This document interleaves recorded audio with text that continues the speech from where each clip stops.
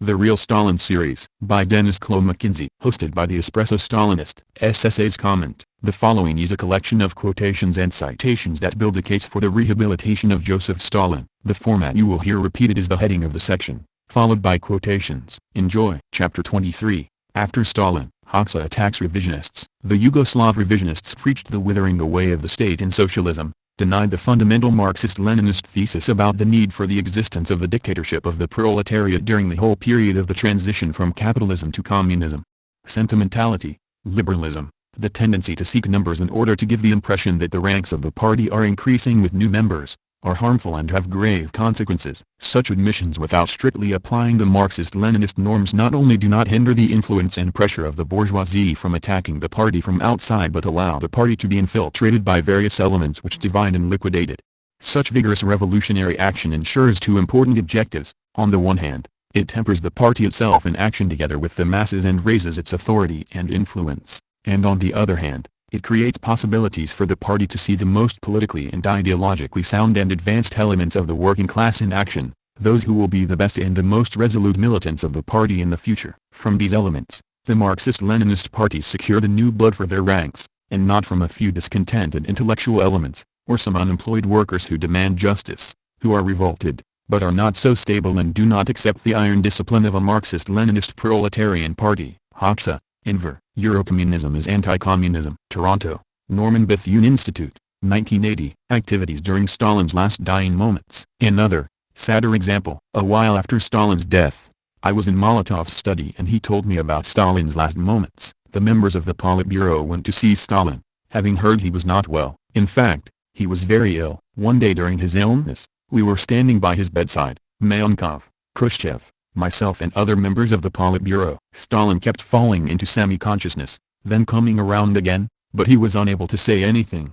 At one moment, Molotov went on, he suddenly came to himself, and half opened his eyes. Seeing a familiar faces, he then pointed slowly at the wall. We looked where he was pointing. On the wall there was a photograph with a simple subject, a little girl feeding a lamb with milk through a horn. With the same slow movement of his finger, Stalin then pointed to himself. It was his last act. He closed his eyes never to open them again. Those present took it as a typical example of Stalin's wit. The dying man was comparing himself with a lamb. Gromyko, Andrei, Memoirs, New York, Doubleday, c. 1989. p. 103. We did everything we could to raise Stalin to his feet. We saw he was unconscious and therefore completely oblivious of his condition. But then, while the doctors were taking a urine sample, I noticed he tried to cover himself. He must have felt the discomfort. Once, during the day, he actually returned to consciousness. Even though he still couldn't speak, his face started to move. They had been spoon-feeding him soup and sweet tea. He raised his left hand and started to point to something on the wall. His lips formed something like a smile. I realized what he was trying to say and called for attention. I explained why he was pointing with his hand. There was a picture hanging on the wall, a clipping from the magazine Ogonyok. It was a reproduction of a painting by some artist of a little girl feeding a lamb from a horn. At that moment Stalin was being spoon-fed and was trying to say, "I'm in the same position as that lamb which the girl is feeding from the horn. You're doing the same for me with a spoon." Then he began to shake hands with us one by one. I gave him my hand, and he shook it with his left hand because his right wouldn't move. By these handshakes he conveyed his feelings. No sooner had Stalin fallen ill than Beria started going around spewing hatred against him and mocking him. It was simply unbearable to listen to Beria. But, interestingly enough, as soon as Stalin showed these signs of consciousness on his face and made us think he might recover, Beria threw himself on his knees, seized Stalin's hand, and started kissing it. When Stalin lost consciousness again and closed his eyes, Beria stood up and spat. This was the real Beria, treacherous even toward Stalin, whom he supposedly admired and even worshipped, yet whom he was now spitting on. Talbot, Strobe, Trans. And Ed. Khrushchev remembers. Boston, Little Brown, c. 1970, p. 318. During his, Stalin, last days I had in some sense fallen out of favor. I had seen Stalin for 5 weeks before he died. He was absolutely healthy. They called for me when he was taken ill. When I arrived at the dacha some Politburo members were there. Of non-Politburo members, only Mikoyan and myself, as I recall, had been called. Beria was clearly in command. Stalin was lying on the sofa. His eyes were closed. Now and then he would make an effort to open them and say something, but he couldn't fully regain consciousness. Whenever Stalin tried to say something, Beria ran up to him and kissed his hand. Chuev, Felix. Molotov remembers. Chicago, I. R.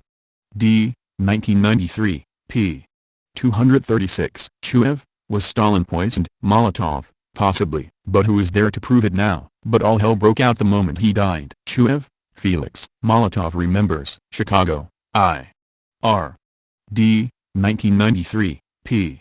237. Chuev, Beria himself was said to have killed him. Molotov, why Beria? It could have been done by a security officer or a doctor. As he was dying, there were moments when he regained consciousness. At other times he was writhing in pain. There were various episodes. Sometimes he seemed about to come to. At those moments Beria would stay close to Stalin. Oh, he was always ready. One cannot exclude the possibility that he had a hand in Stalin's death, judging by what he said to me and I sensed. While on the rostrum of the mausoleum with him on May 1, 1953, he did drop hints. Apparently he wanted to evoke my sympathy. He said, I did him in. As if this had benefited me. Of course he wanted to ingratiate himself with me. I saved all of you. Khrushchev would scarcely have had a hand in it. He might have been suspicious of what had gone on. Or possibly, all of them had been close by. Malenkov knows more, much more, much more. Chuev, Felix. Molotov remembers. Chicago, I. R. D. 1993, p. 237. Instead of the customary deep silence, everyone was bustling and running around. When someone finally told me that my father had had a stroke in the night and was unconscious, I even felt a little relieved. I had thought he was already dead. They'd found him at 3 in the morning, in the room I was standing in, right there, lying on a rug by the sofa. They decided to carry him to the next room, to the sofa he usually slept on. That's where he was now. The doctors were in there, too. Doctors I didn't know, who were seeing him for the first time. Academician Vinogradov, who looked after my father for many years, was now in jail, were making a tremendous fuss, applying leeches to his neck and the back of his head, making cardiograms and taking x-rays of his lungs. A nurse kept giving him injections and a doctor jotted it all down into notebook. Aliluiva, Svitlana. 20 letters to a friend. New York, Harper and Row, 1967, p. 6. They all felt that something portentous, something almost of majesty, was going on in this room and they conducted themselves accordingly. There was only one person who was behaving in a way that was very nearly obscene. That was Beria. He was extremely agitated. His face, repulsive enough at the best of times, now was twisted by his passions, by ambition, cruelty, cunning, and a lust for power and more power still. He was trying so hard at this moment of crisis to strike exactly the right balance, to be cunning, yet not too cunning. It was written all over him. He went up to the bed and spent a long time gazing into the dying man's face. From time to time my father opened his eyes but was apparently unconscious or in a state of semi-consciousness. Beria stared fixedly at those clouded eyes, anxious even now to convince my father that he was the most loyal and devoted of them all, as he had always tried with every ounce of his strength to appear to be. Unfortunately, he had succeeded for too long. Aliluiva, Svitlana. 20 letters to a friend. New York, Harper and Row, 1967, p. 7. During the final minutes, as the end was approaching, Beria suddenly caught sight of me and ordered, "Take Svitlana away." Those who were standing nearby stared, but no one moved. Afterward he darted into the hallway ahead of anybody else. The silence of the room where everyone was gathered around the deathbed was shattered by the sound of his loud voice, the ring of triumph unconcealed, as he shouted, "Krustaliov, my car!" He was a magnificent modern specimen of the artful courtier, the embodiment of oriental perfidy, flattering, and hypocrisy, who had succeeded in confounding even my father, a man whom it was ordinarily difficult to deceive. But I haven't the slightest doubt that Beria used his cunning to trick my father into many other things and laughed up his sleeve about it afterwards. All the other leaders knew it. Now all the ugliness inside him came into the open. He couldn't hold back. I was by no means the only one to see it. But they were all terrified of him. They knew that the moment my father died no one in all of Russia would have greater power in his grasp. Aliluiva, Svitlana. 20 letters to a friend. New York, Harper and Row, 1967, p. 8. I loved my father more tenderly than I ever had before. Yet even the grandchildren who never saw him loved him and love him still. Aliluiva, Svitlana. 20 letters to a friend. New York, Harper and Row, 1967, p. 9. For the last 12 hours the lack of oxygen was acute. His face altered and became dark. His lips turned black and the features grew unrecognizable. The last hours were nothing but a slow strangulation. The death agony was horrible. He literally choked to death as we watched. At what seemed like the very last moment he suddenly opened his eyes and cast a glance over everyone in the room. It was a terrible glance, insane, or perhaps angry and full of the fear of death, and the unfamiliar faces of the doctors bent over him. The glance swept over everyone in a second. Then something incomprehensible and awesome happened that to this day I can't forget and don't understand. He suddenly lifted his left hand as though he were pointing to something above and bringing down a curse on us all. Alleluia. Svilana. 20 letters to a friend. New York. Harper and Row. 1967. p. 10. The members of the government then rushed for the door. All of them except the utterly degenerate Beria spent those days in great agitation, trying to help yet at the same time fearful of what the future might bring. Many of them shed genuine tears. I saw Voroshilov, Kaganovich, Mayonkov, Bulganin, and Khrushchev in tears. Alleluia. Svilana. 20 letters to a friend. New York. Harper and Row. 1967. p. 11. My father's servants and bodyguards came to say goodbye. They felt genuine grief and emotion. Cooks, chauffeurs, watchmen, gardeners, and the women who had waited on the table, all came quietly in. They went up to the bed silently and wept. They wiped their tears away as children do, with their hands in sleeves and kerchiefs. Many were sobbing. The nurse, who was also in tears, gave them drops of valerian. Valika, as she was called, who had been my father's housekeeper for 18 years, came in to say goodbye. She dropped heavily to her knees, put her head on my father's chest and wailed at the top of her voice as the women in villages do. She went on for a long time and nobody tried to stop her. All these men and women who were servants of my father loved him. In little things he wasn't hard to please. On the contrary, he was courteous, unassuming, and direct with those who waited on him. Men, women, everyone, started crying all over again. No one was making a show of loyalty or grief. He never scolded anyone except the top men, the generals and commandants of his bodyguard. The servants had neither bullying nor harshness to complain of. They often asked him for help, in fact, and no one was ever refused. Alleluia. Svilana. 20 letters to a friend. New York. Harper and Row. 1967. p. 12. Like everyone who worked for my father Sheil, Valika, be convinced to her dying day that no better man ever walked the earth. Alleluia. Svilana. 20 letters to a friend. New York. Harper and Row. 1967. p. 13. No one in this room looked on him as a god or a superman, a genius or a demon. They loved and respected him for the most ordinary human qualities, those qualities of which servants are the best judges of all. Alleluia. Svilana. 20 letters to a friend. New York. Harper and Row. 1967. p. 14. Khrushchev swears not to attack the dead but attacks Stalin. One shouldn't say unkind things about the dead, so I won't say anything about Shcherbakov except that he was an upper echelon party worker for many years and chief of the political directorate of the Red Army during the war. Talbot, Strobe, Trans. And dead. Khrushchev remembers. Boston, Little Brown, c. 1970, p.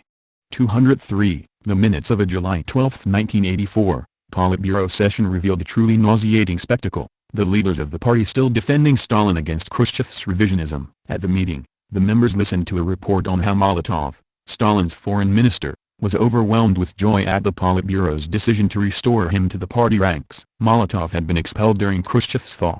And let me tell you, says Marshal Dmitry Ustinov, the head of the armed forces, if it hadn't been for Khrushchev, they never would have been expelled and there never would have been these outrageous actions regarding Stalin. Not a single one of our enemies has inflicted so much misfortune on us as Khrushchev did regarding his policies and his attitude toward Stalin. Remnick, David. Lenin's Tomb, New York, Random House, c. 1993, p.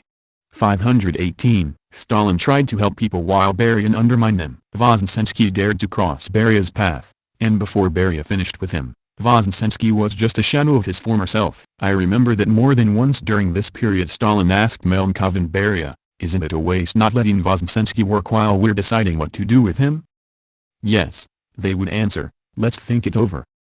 Some time would pass and Stalin would bring up the subject again. "Maybe we should put Voznesensky in charge of the state bank. He's an economist, a real financial wizard." No one objected, but nothing happened. Voznesensky was still left hanging. Stalin obviously felt a certain residual respect for Voznesensky. Talbot, Strobe, Trans. And dead. Khrushchev remembers. Boston, Little Brown, c. 1970, p. 251. Apparently even after these arrests, Stalin felt a certain amount of goodwill toward Shakurin and Novikov. He used to turn to Beria and Melnikov during dinner and ask, say, "Are Shakurin and Novikov still in jail?" "Yes." "Don't you think it might be alright to release them?"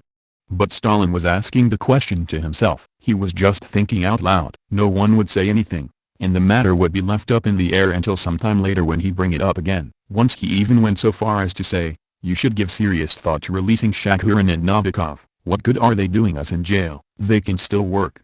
He always directed these remarks to Malenkov and Beria because they were in charge of the case against Shakurin and Novikov. Talbot, Strobe, Trans. And Ed. Khrushchev remembers, Boston, Little Brown, c. 1970, p. 253. Beria had many faults and betrayed many hopes. Nevertheless, it was a blow for me when in 1953 he was suddenly arrested and shot. Tokayev, Grigory. Comrade X. London, Harville Press, 1956, p. 267. Beria was absolutely insolent. He tried to find the smallest insignificant detail of perceived slight, in order to try and get you fired or arrested.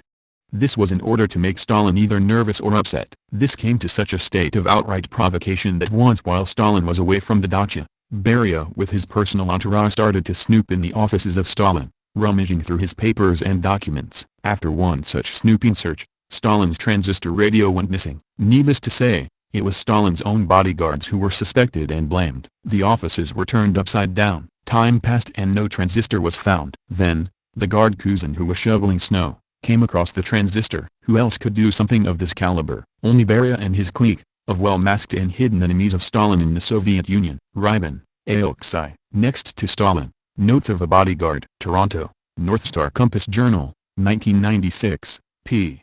66. Khrushchev feared the consequences of Stalin's death. My own anxiety was growing. Stalin was at an age which put the rest of us in a difficult position. Far from looking forward to Stalin's death, I actually feared it. I was afraid of the consequences. What would happen to the country? Even though I already had my doubts about the campaign against the enemies of the people, I still had confidence in Stalin. I figured that perhaps there had been some excesses, but basically everything had been handled properly. Not only did I not condemn Stalin, I exalted him for being unafraid to purge the party and thereby to unify it. Talbot, Strobe, Trans.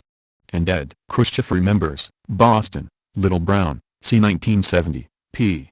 314. Unlike Stalin, Khrushchev and Beria admired Tito. Tito has always been a good communist and a man of principle. It was very profitable for the capitalist countries then, and it's still profitable for them today, to use tempting trade agreements to try and coax the fraternal countries away from the socialist camp one by one. Talbot, Strobe, Trans. And Ed. Khrushchev remembers, Boston, Little Brown, c. 1970, p. 382. Yugoslavia always took care not to affiliate itself with one bloc or another. The Yugoslavs refused to join the Warsaw Pact because they had a special commercial relationship with the West. Talbot, Strobe, Trans. And Ed. Khrushchev remembers, Boston, Little Brown, c. 1970, p. 383. Beria offered assurances to Czechoslovakia that the USSR would not continue to interfere in Czech internal affairs, and he wrote a personal letter to Marshal Tito apologizing for the manner in which Stalin had treated him. The MGB officer who would carry the letter to Tito showed it to me. The final sentence said, "Let us cast the past aside and look ahead to the resumption of diplomatic relations between our two nations." Dryabin, Peter. Inside Stalin's Kremlin, Washington, D.C., Brasses, c. 1998, p. 148. Khrushchev talks socialism but does not practice it. Every working class should be able to choose its own course of development on the basis of local historical and economic circumstances, on the one vital condition, of course, that the means of production and the banks belong to the people, and that the state is run by the dictatorship of the proletariat. Talbot, Strobe, Trans. And Ed. Khrushchev remembers, Boston, Little Brown, c. 1970, p. 391. Molotov claimed that Khrushchev and Brezhnev, intimidated by U.S. atomic weapons, had cravenly abandoned the goal of international communism for that of peaceful coexistence with imperialism. Chuev, Felix. Molotov remembers. Chicago, I. R. D. 1993, p. 331. Stalin predicts capitalists will defeat the leaders following him. Right up until his death, Stalin used to tell us, "You'll see, when I'm gone the imperialistic powers will wring your necks like chickens." We never tried to reassure him that we would be able to manage. We knew it wouldn't do any good. Besides, we had doubts of our own about Stalin's foreign policy. He overemphasized the importance of military might, for one thing, and consequently put too much faith in our armed forces. Talbot, Strobe, Trans. And Ed. Khrushchev remembers, Boston, Little Brown, c. 1970, p. 392. In Khrushchev's 1956 speech he stated, "Shortly after the doctors were arrested, we members of the Politburo received protocols with the doctors' confessions of guilt. After distributing these protocols, Stalin told us, You are blind like young kittens. What will happen without me? The country will perish because you do not know how to recognize enemies. Talbot, Strobe, trans. And ed. Khrushchev remembers. Boston, Little Brown, c. 1970, p. 601. On the subject of the relations between the Soviet Union and the capitalist world, Stalin took every chance to instill in us the idea that we were mere kittens, calves to be led around by the rest of the world. The West will wrap you around its finger, he would warn us. Stalin never expressed any confidence that we were worthy of representing our socialist nation, or defending its interest in the international arena. Schechter, Gerald. Trans and ed. Khrushchev remembers. The Glasnost tapes. Boston, Little, Brown, c. 1990, p.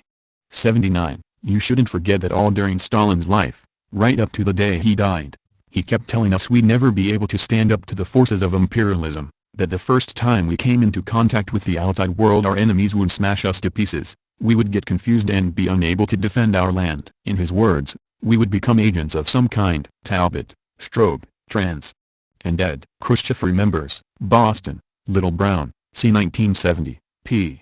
424. Stalin then invited us to supper, but in the hallway we stopped before a map of the world on which the Soviet Union was colored in red, which made it conspicuous and bigger than it would otherwise seem. Stalin waved his hand over the Soviet Union and, referring to what he had been saying just previously against the British and the Americans, he exclaimed, "They will never accept the idea that so great a space should be red. Never, never."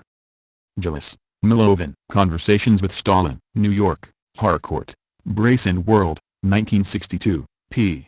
74. Some of the more perceptive delegates to whom I, Volkogonov, have spoken since that Stalin was thinking about his legacy, and this is borne out by the long speech he made at the plenum that was elected at the 19th Congress. Malevolently and in an accusing tone, he expressed doubt that his comrades would follow the agreed course, and wondered whether they would not capitulate before the country's domestic difficulties, as well as the imperialists' threats. Would they show the courage and firmness needed to withstand the new tests? Volkogonov, Dmitry. Stalin, Triumph and Tragedy. New York, Grove Weidenfeld, 1991, p.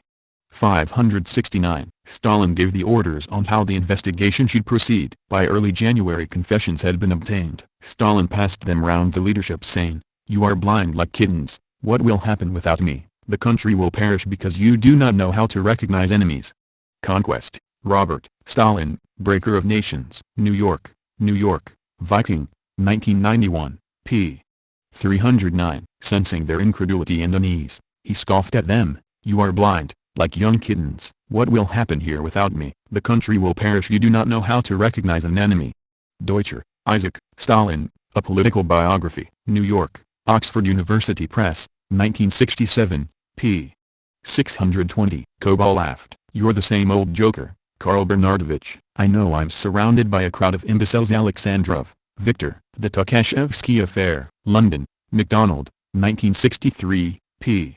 22. Khrushchev, like several other political figures, recalled in his memoirs that at the end of his life Stalin began to wonder what would happen to all his work after he had gone. At the midnight dinner table he often asked his cronies how they would get on without him, and just as often would say, "They'll crush you like kittens."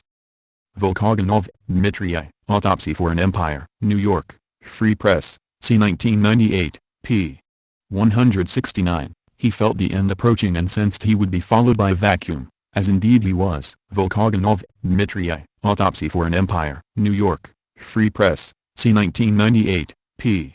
171. As, today, when we behold the morons and scum who have proliferated on the ruins of the Soviet Empire and now govern it, I'm sometimes gripped by a doubt. Perhaps I am wrong to condemn Stalin. Perhaps he knew these people perfectly well and was right to consider that they understood nothing. Beria, Sergo. Beria, My Father, Inside Stalin's Kremlin. London, Duckworth, 2001, p. 149. Khrushchev is an atheist. WHO decries prayer. For centuries people have been droning, "Lord, have mercy upon us. Lord, help us and protect us." And have all the prayers helped? Of course not. But people are set in their ways and continue to believe in God despite all the evidence to the contrary. Talbot, Strobe, trans. And ed. Khrushchev remembers. Boston, Little Brown, c. 1970, p. 471. Khrushchev considers Ho Chi Minh a saint. Ho Chi Minh really was one of communism's saints. Talbot, Strobe, trans. And ed. Khrushchev remembers. Boston, Little Brown, c. 1970, p. 481. Khrushchev compliments Kennedy and says he would have avoided Vietnam. I believe that if Kennedy had lived, relations between the Soviet Union and United States would be much better than they are. Why do I say that? Because Kennedy would have never let his country get bogged down in Vietnam. Talbot, Strobe, Trans. And Ed. Khrushchev remembers. Boston, Little Brown, c. 1970, p. 505. Khrushchev says in Capitalism the dollar counts not people. The main thing that I noticed about the capitalist West when I was in New York, which Gorky once called the city of the Yellow Devil, is that it's not the man that counts but the dollar. Everyone thinks of how to make money, how to get more dollars, profits. The quest for capital, and not people are the center of attention there. Talbot, Strobe, Trans. And Ed. Khrushchev remembers. Boston, Little Brown, c. 1970, p. 513. Molotov told history as it really was. Molotov refused to publish an anodyne, sanitized version of his memoirs tailored to fit the current line, of the sort Gromyko and Mikoyan had published. Chuev, Felix. Molotov remembers. Chicago, I. R. D. 1993, p. 11. Molotov correctly predicted Gorbachev was a Bukharin. Molotov in his last days proved to be a prophet. He predicted the triumph of the Bukharinist right in the USSR, which turned out to be an apt description of Gorbachev. Only 700 of the more than 5,000 typewritten pages of this diary went into this book. Chuev, Felix. Molotov remembers. Chicago, I. R. D. 1993, p. 20. Khrushchev and Beria were secret rightists. Molotov, there was only a thin layer of party leadership in the 1920s, and there were always fissures in this thin layer, now right-wingers, then nationalists, then workers' opposition. How Lenin managed to bear this is amazing. Lenin died, but they all lived on, and Stalin had to pass through very tough times. Khrushchev is proof of that. He turned out to be a right-winger, though he was pretending to be for Stalin. For Lenin, only when Stalin's power weakened did the conspirator in him surface. Chuev, Felix. Molotov remembers. Chicago, I. R. D. 1993, p. 27. No, Khrushchev wasn't such a dullard. He was culturally deprived. Chuev, Felix. Molotov remembers. Chicago, I. R. D. 1993, p. 187. Khrushchev reminded me of a livestock dealer, a small-time livestock dealer, a man of little culture, certainly, a regular livestock trader, a man who deals in cattle. Chuev, Felix. Molotov remembers. Chicago, I. R. D. 1993, p. 347. Khrushchev, a person like him could have switched sides in a flash. Chuev, Felix. Molotov remembers. Chicago, I. R. D. 1993, p. 272. Chuev, then Khrushchev distorted your words? Molotov, definitely. He was never dependable. He was a man without scruples. Slapdash, very primitive. Chuev, Kaganovich told me nearly the same story. Chuev, Felix. Molotov remembers. Chicago, I. R. D. 1993, p. 287. Khrushchev, Mikoyan, rightists. They sat on the Politburo where they pretended to be Stalin's greatest champions. Chuev, Felix. Molotov remembers. Chicago, I. R. D. 1993, p. 317. But as a matter of fact, Mikoyan is a Rykhovist, a rightist, and a Khrushchevite. I see no great difference between Khrushchev and Rykov, and I have never supported Khrushchev. Chuev, Felix. Molotov remembers. Chicago, I. R. D. 1993, p. 319. What Beria proposed would never have come up for discussion in Stalin's time. Stalin made a public statement when the GDR was created, that this was a new stage in the development of Germany, and that there could be no doubts about this. Stalin was the sort of man to sacrifice everything for the sake of socialism. He would never have abandoned the conquest of socialism. I objected that there could not be a peaceful Germany unless it took the road to socialism. Therefore all talk about a peaceful Germany implied a bourgeois Germany, period. I consider Khrushchev a rightist, and Beria was even further right. We had the evidence. Both of them were rightists. Mikoyan too. Being a rightist, Khrushchev was rotten through and through. Beria was even more of a rightist and even more rotten. Chuev, Felix. Molotov remembers. Chicago, I. R. D. 1993, p. 336-337. He, Beria, was unprincipled. He was not even a communist. I consider him a parasite on the party. Chuev, Felix. Molotov remembers. Chicago, I. R. D. 1993, p. 339. I regard Beria as an agent of imperialism. Agent does not mean spy. He had to have some support either in the working class or in imperialism. He had no support among the people, and he enjoyed no prestige. Even had he succeeded in seizing power, he would not have lasted long. A big scum. Chuev, Felix. Molotov remembers. Chicago, I. R. D. 1993, p. 340. He was a good organizer, a good administrator and a born security operative, of course, but quite without principles. I had a sharp clash with Beria the first week after Stalin's death. It is quite possible that I was not the one to meet either his or Khrushchev's requirements. Their policies would not have differed greatly. Chuev, Felix. Molotov remembers. Chicago, I. R. D. 1993, p. 341. He, Beria, was, in any event, a dangerous character. Chuev, Felix. Molotov remembers. Chicago, I. R. D. 1993, p. 343. Chuev, Beria is called a die-hard enemy of Soviet power. Molotov, I don't know whether he was a die-hard or some other kind of enemy, but I do know he was an enemy. Chuev, Felix. Molotov remembers. Chicago, I. R. D. 1993, p. 343. Chuev, was Khrushchev adept in matters of theory? Molotov, number. He was extremely weak in that regard. We were all practicals, all practitioners. Before the revolution we read all the books and newspapers. Now we read nothing. Chuev, Felix. Molotov remembers. Chicago, I. R. D. 1993, p. 348. The trouble, I say, is that in the present situation it is impossible to offer a definition of socialism. There is no complete clarity on this question. One can only depict distinct stages, fundamental phases. Chuev, Felix. Molotov remembers. Chicago, I. R. D. 1993, p.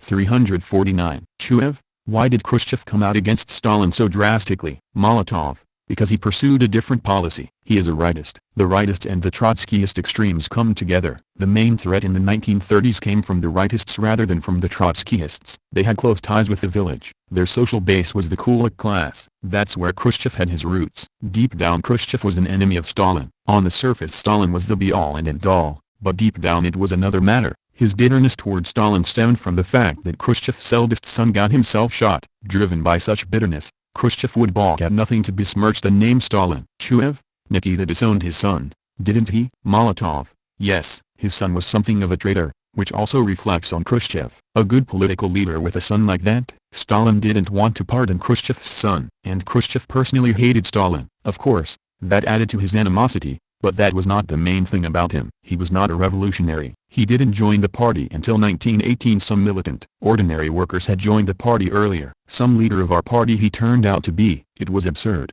Absurd. Khrushchev opposed Stalin and Leninist policy. The rightists wanted to block us from pressing for the liquidation of the kulaks. They were champions of a pro-kulak policy. We saw this in Khrushchev and spoke about it. Chuev, Felix. Molotov remembers. Chicago, I. R. D. 1993, p. 351-352. Initially the three of us were labeled the anti-party group Mayonkov, Kaganovich, Molotov. Then they also added Shepilov who had joined us, and after a while they included Bulganin and Voroshilov. The anti-party group had to be removed, and 4 of us were expelled. Chuev, Felix. Molotov remembers. Chicago, I. R. D. 1993, p. 355. He, Khrushchev, had no serious interest in ideology. Chuev, Felix. Molotov remembers. Chicago, I. R. D. 1993, p. 356. Stalin's supporters would hew to the party line, but Khrushchev was always clever enough to adapt to that line. He was quite a capable man. You can't say he had been merely a lucky fellow. He could very well have become a Bukharinite, but he moved in the opposite direction. He sensed it would be more secure that way. Khrushchev in essence was a Bukharinite, but under Stalin he was not a Bukharinite. Chuev, Felix. Molotov remembers. Chicago, I. R. D. 1993, p. 360. Khrushchev was for Soviet power but against the revolution. This is his distinguishing feature. He was against everything revolutionary. To him, of course, collectivization which in our country was carried out by Stalinist methods was impermissible. Yes, impermissible. But no alternative was proposed. He is against collectivization. He is without a doubt a Bukharinite. Chuev, Felix. Molotov remembers. Chicago, I. R. D. 1993, p. 362. He was never seriously interested in or thought about the meaning of Leninism or of Marxism. Khrushchev wanted to rehabilitate everyone, but everyone. Khrushchev and Mikoyan posed as arch-Stalinists, but deep down they were not. Chuev, Felix. Molotov remembers. Chicago, I. R. D. 1993, p. 363. He, Khrushchev, was a half-educated man, alien to the party. Alien. Absolutely alien. He couldn't stay at the top for long. You see, his former supporters finally got rid of him and had him quietly buried at Novodevichy Cemetery. Now they all behave as if they had had nothing to do with him. Chuev, Felix. Molotov remembers. Chicago, I. R. D. 1993, p. 364. You can't say he, Khrushchev, was unintelligent. He was very shrewd. Since Khrushchev himself was not a communist, how could he judge whether Stalin was a communist? Chuev, Felix. Molotov remembers. Chicago, I. R. D. 1993, p. 365. Khrushchev knew as much about matters of theory as a shoemaker. He was a real foe of Marxism-Leninism, a real enemy of communist revolution, a covert, cunning, skillfully camouflaged enemy. The thing is that he reflected the spirit of the overwhelming majority. Chuev, Felix. Molotov remembers. Chicago, I. R. D. 1993, p. 366. But Khrushchevism is the bourgeois spirit. I told Khrushchev this straight to his face. We have very many Khrushchevs in our country. Indeed, they are the overwhelming majority. It would have been so easy to kick him out, but we are surrounded by little Khrushchevs, and they keep mum. Chuev, Felix. Molotov remembers. Chicago, I. R. D. 1993, p. 391. Molotov and Kaganovich could not prevent the reform projects of Melnikov, Beria, and Khrushchev. Melnikov wanted to increase payments to collective farms so as to boost agricultural production. He also favored giving priority to light industrial investment. Khrushchev wished to plow up virgin lands in the USSR and end the decades-old uncertainty about supplies of bread. Melnikov and Beria were committed to making overtures to the USA for peaceful coexistence. They feared that the Cold War might turn into a disaster for humanity. Beria desired a rapprochement with Yugoslavia. He also aimed to withdraw privileges for Russians in the USSR and to widen the limits of cultural self-expression. Melnikov, Beria, and Khrushchev supported the release of political convicts from the labor camps. Quietly they restrained the official media from delivering the customary grandiose eulogies to Stalin. Service, Robert. Stalin. Cambridge, Mass. Belknap Press of Harvard University Press, 2005, p. 591. Molotov's view of peaceful coexistence. With Brezhnev, in my opinion, the direction is fundamentally weak. Everything is staked on peaceful coexistence. Of course we need peaceful coexistence, but you have to remember that it is not guaranteed us. Chuev, Felix. Molotov remembers. Chicago, I. R. D. 1993, p.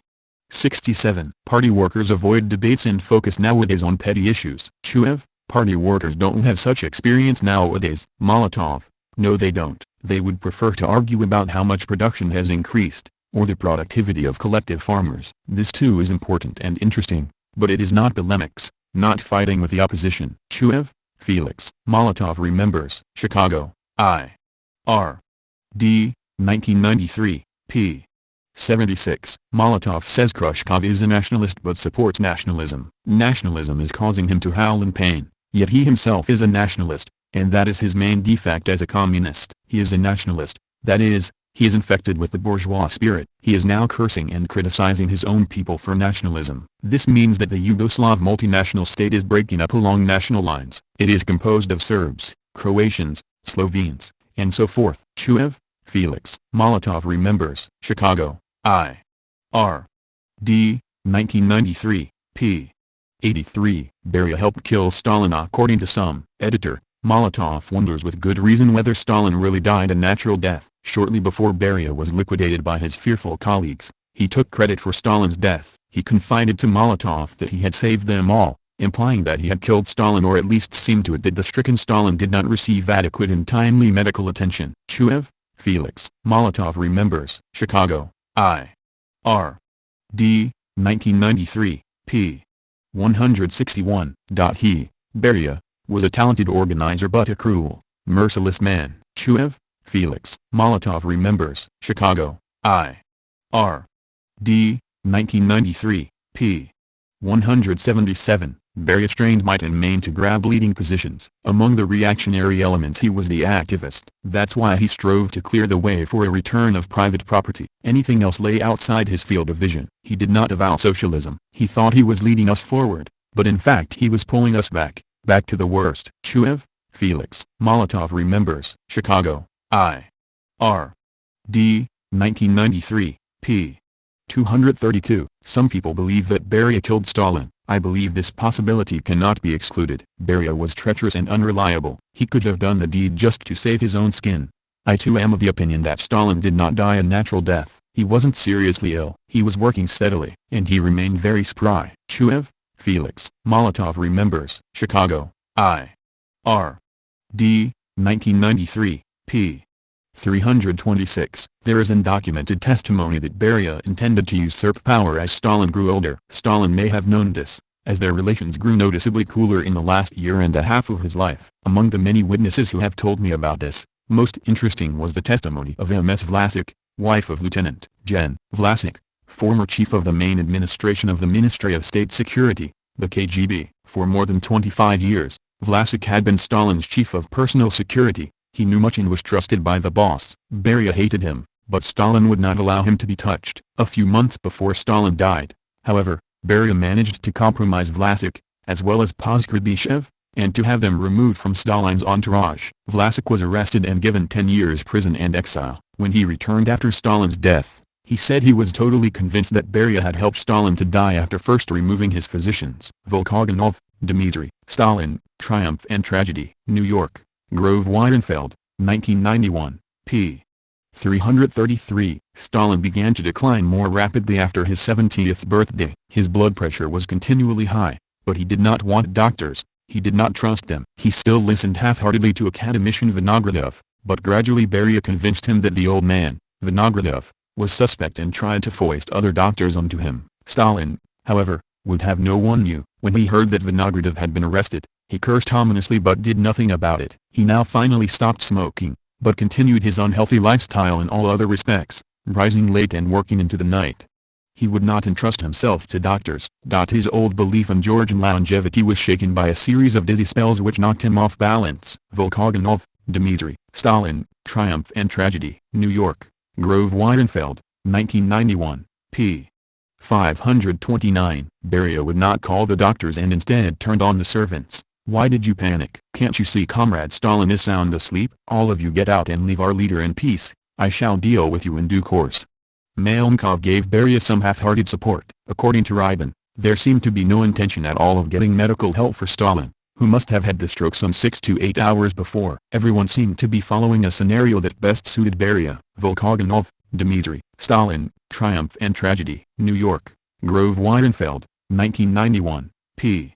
572. Beria did not hide his look of triumph. All the other members of the Politburo, including Melnikov, were afraid of this monster. The death of one tyrant promised a new orgy of bloodletting by his successor. Exhausted by all his exertions, and now sure that Stalin had crossed the dividing line between life and death, Beria dashed away to the Kremlin for some hours, leaving the other leaders at Stalin's deathbed. I have already outlined the version of Beria, as first deputy chairman of the Council of Ministers, now forcing the great political game that he had long planned. His hasty departure for the Kremlin was possibly connected with his effort to remove from Stalin's safe documents which might contain instructions about how to deal with him, a last will that might not be so easy to contest, made while Stalin was in full control of his faculties. He returned to the dacha in a mood of self-confidence and proceeded to dictate to his crestfallen colleagues that they must prepare a government statement to the effect that Stalin was ill and also publish a bulletin on the state of his health. Meanwhile, the last act of the drama was being played out. Stalin's son, Vasily, kept coming in and shouting in a drunken voice,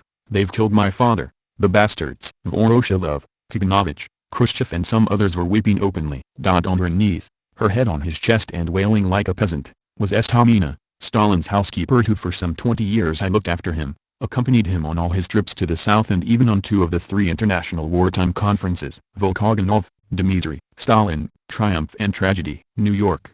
Grove Weidenfeld, 1991, p.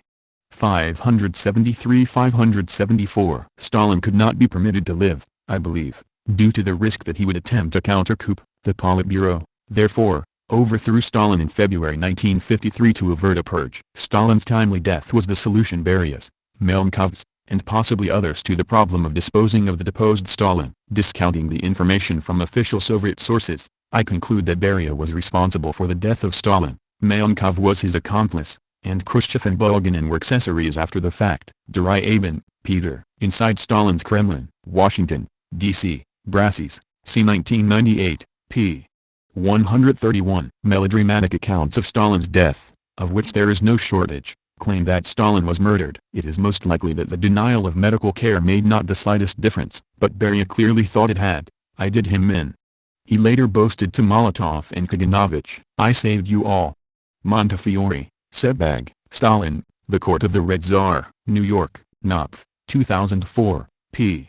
641. So the staff rang through to Melnikov to alert the Politburo of what had happened to Stalin, but they could do nothing without Beria. Beria could not be found. He was out carousing with women. After finally being tracked down, he marched and drunk at around 3 a.m. Looking triumphant, according to the assembled group, he glanced at the Komen of Stalin and summarily dismissed their fears, telling them to leave him to sleep in peace. He forbade anyone to use the telephone, ordered the Politburo to reconvene in the morning, and went away. He returned at 9 a.m., again with members of the Politburo, to take another look. Stalin had lain untreated for over 24 hours. It was 10 hours since he had been found. Beria now ordered doctors to be summoned from the Academy of Medical Sciences, choosing intellectuals rather than practitioners, presumably since the latter were mostly behind bars, but possibly also for his own reasons. The doctors nervously applied leeches to the back of Stalin's neck and head, took cardiograms, X-rayed his lungs and administered a series of injections. Meanwhile Beria dashed off to the Kremlin and spent some time in Stalin's study, his inner sanctuary, presumably removing from the safe documents that only she would have known about, which in his own interests should not be found. Instructions as to the political succession were never found, nor was a personal diary of Stalin's, a black exercise book in which the leader recorded his personal thoughts and plans. Svetlana by this time had been summoned and stood immobilized amidst the frantic scene beside her father's bed. She is convinced that there was more to Stalin's stroke than met the eye. Beria finally plotted to murder my father. I don't know how he plotted it, and there is a lot of folklore about it, but they withdrew medical help for at least 12 hours. The whole Politburo, Beria among them, arrived at the scene instead of the doctors. He was the one who had said hours earlier, nothing has happened. You are panicking. The man is sleeping. And then turned around and walked away. Richardson, Rosamund. Stalin's Shadow, New York, St. Martin's Press, 1994, p. 248. Beria certainly was very happy when my father died. He had always worked towards that. He had removed my father's whole entourage, starting with Vlasic, who had been there 30 years. The doctor was arrested. The personal secretary was arrested. So something had been brewing there. I hate folklore and making guesses, but something was up. One of the guards attended the autopsy. Vlasic's successor, a man named Khrushchev. They could not permit a post-mortem to go ahead unsupervised because by this time nobody trusted anybody. He sat there, and it made such an impression on him that afterwards he collapsed completely and drank heavily, and of course he was fired. He said that what hit him was when they opened the head, and he saw the brain. One of the medics said, "This is obviously a very fine brain, quite out of the ordinary." Khrushchev never got over it. Richardson, Rosamund. Stalin's Shadow, New York, St. Martin's Press, 1994, p. 252-253. The question as to whether those close to him plotted Stalin's death remains unanswered, although Svetlana is convinced of Beria's complicity, and by implication of others too. Richardson, Rosamund. Stalin's Shadow, New York, St. Martin's Press, 1994, p. 255. Only Molotov and Kaganovich remained loyal to Stalin to the end. Did the Mensheviks have more theoreticians? The Mensheviks were nothing but theoreticians. Voroshilov was weak as a theoretician. Like Kalinin, he leaned a little to the right. 20 years have gone by since Stalin died. And who has remained loyal to Stalin throughout? Kaganovich and myself. I know of no one else. Chuev, Felix. Molotov remembers. Chicago, I.R. D. 1993, p. 228. The Jews did not like Kaganovich. They would rather have had a more intellectual Jew in the Politburo. Even today Kaganovich is such an ardent supporter of Stalin that no one would dare to say anything derogatory about Stalin in his presence. Among all of us he was a 200% Stalinist. He felt I didn't praise Stalin well enough. Chuev, Felix. Molotov remembers. Chicago, I.R. D. 1993, p. 229. As we review these events, it becomes clear that Khrushchev was not, as he represented himself in his 1956 denunciation of Stalin, a moralist horrified by transgressions against a socialist ideal, but a leader in a political struggle for power within the party between the Khrushchev and Molotov groupings, and this conflict had been going at least since Stalin's death in 1956. Therefore, when Khrushchev denounced Stalin, he did so as the leader of an anti-Stalin faction in the party. The policies of this faction soon appeared. They were those of liberal, anti-socialist reforms. Molotov, an old Bolshevik who had worked under Tsarist terror, had a long record of devotion to the working class and to socialism. He had supported Stalin's plans for socialist industrialization, and had for many years at party congresses, along with Kaganovich, made the main reports on this subject. The everything new that Molotov opposed were Khrushchev's reforms. Cameron, Kenneth Neal, Stalin, Man of Contradiction. Toronto, On-Sea Press, c. 1987, p. 123. Kaganovich loved Stalin, and he was something worth loving. He was a great Marxist. We should be proud of him. Every communist should be proud of him. We have uncrowned Stalin, and without realizing it we have uncrowned 30 years of our own work. Volkogonov, Dmitry I. Lenin, A New Biography. New York, Free Press, 1994, p. 317. Molotov assesses the major party leaders. Khrushchev was absolutely a reactionary sort of person. He merely hitched himself to the Communist Party. He certainly didn't believe in any kind of communism. Bulganin didn't really represent anything. He never took a firm stand either for or against anything. He drifted along with the wind, wherever it blew. Beria, to my mind, was not one of us. He crept into the party with ulterior motives. Malenkov was a capable functionary. I don't think Malenkov was very interested in issues of theory and problems of communism. Khrushchev was somewhat interested in these questions, though in a retrograde sense, in order to find out when and how things could be reversed. Khrushchev wasn't interested in ideas. He couldn't tell one from the other. Chuev, Felix. Molotov remembers. Chicago, I.R. D. 1993, p. 232-234. A man, Mikoyan, of very few principles, unrestrained and easily influenced by others. He began to be closely associated with Khrushchev after Stalin's death. That relationship had not existed before. It only developed in Khrushchev's later years. Khrushchev's best friends had been Malenkov and Beria. Chuev, Felix. Molotov remembers. Chicago, I.R. D. 1993, p. 365. Chuev, they say that Mikoyan suggested to Khrushchev that Stalin be toppled. Molotov, I don't rule that out. Khrushchev's champions could only be proud of him. The true communists wouldn't be among that crowd. That Mikoyan himself was rotten through and through. Mikoyan played a vile role. He was a chameleon. He kept adapting himself to the point of embarrassment. Stalin was not overly fond of him either. He negotiated good deals, worked perseveringly. He was a very industrious person. Chuev, Felix. Molotov remembers. Chicago, I.R. D. 1993, p. 366. Molotov is the one. WHO really spoke of Stalin from the heart. Chuev, Avtor Kandov writes that the only one who was candid in his relations with Stalin was Molotov. Molotov, indeed, of the three who spoke at the funeral, I was the only one who spoke from the heart. Chuev, Felix. Molotov remembers. Chicago, I.R. D. 1993, p. 235. Stalin lacked confidence in those around him near the end. Chuev, I don't believe Khrushchev grieved over Stalin's death. Molotov, no, he was extremely spiteful toward Stalin, and more so toward Beria. At times Stalin would express scorn for Beria. He wanted to have him removed. Whom did he trust? It's hard to say. No one, I would say. Khrushchev, there's no way he would have trusted that one. Bulganin was not the right sort. I don't think one can say that Malenkov was close to Stalin either. Chuev, Felix. Molotov remembers. Chicago, I.R. D. 1993, p. 235. Only Stalin and Molotov were true Leninists. Chuev, it is also said that Stalin and Molotov considered only themselves to be true Leninists. Molotov, there was no alternative. Had we not regarded ourselves as Leninists, and had we not attacked those who wavered, we could have been weakened. Chuev, Felix. Molotov remembers. Chicago, I.R. D. 1993, p.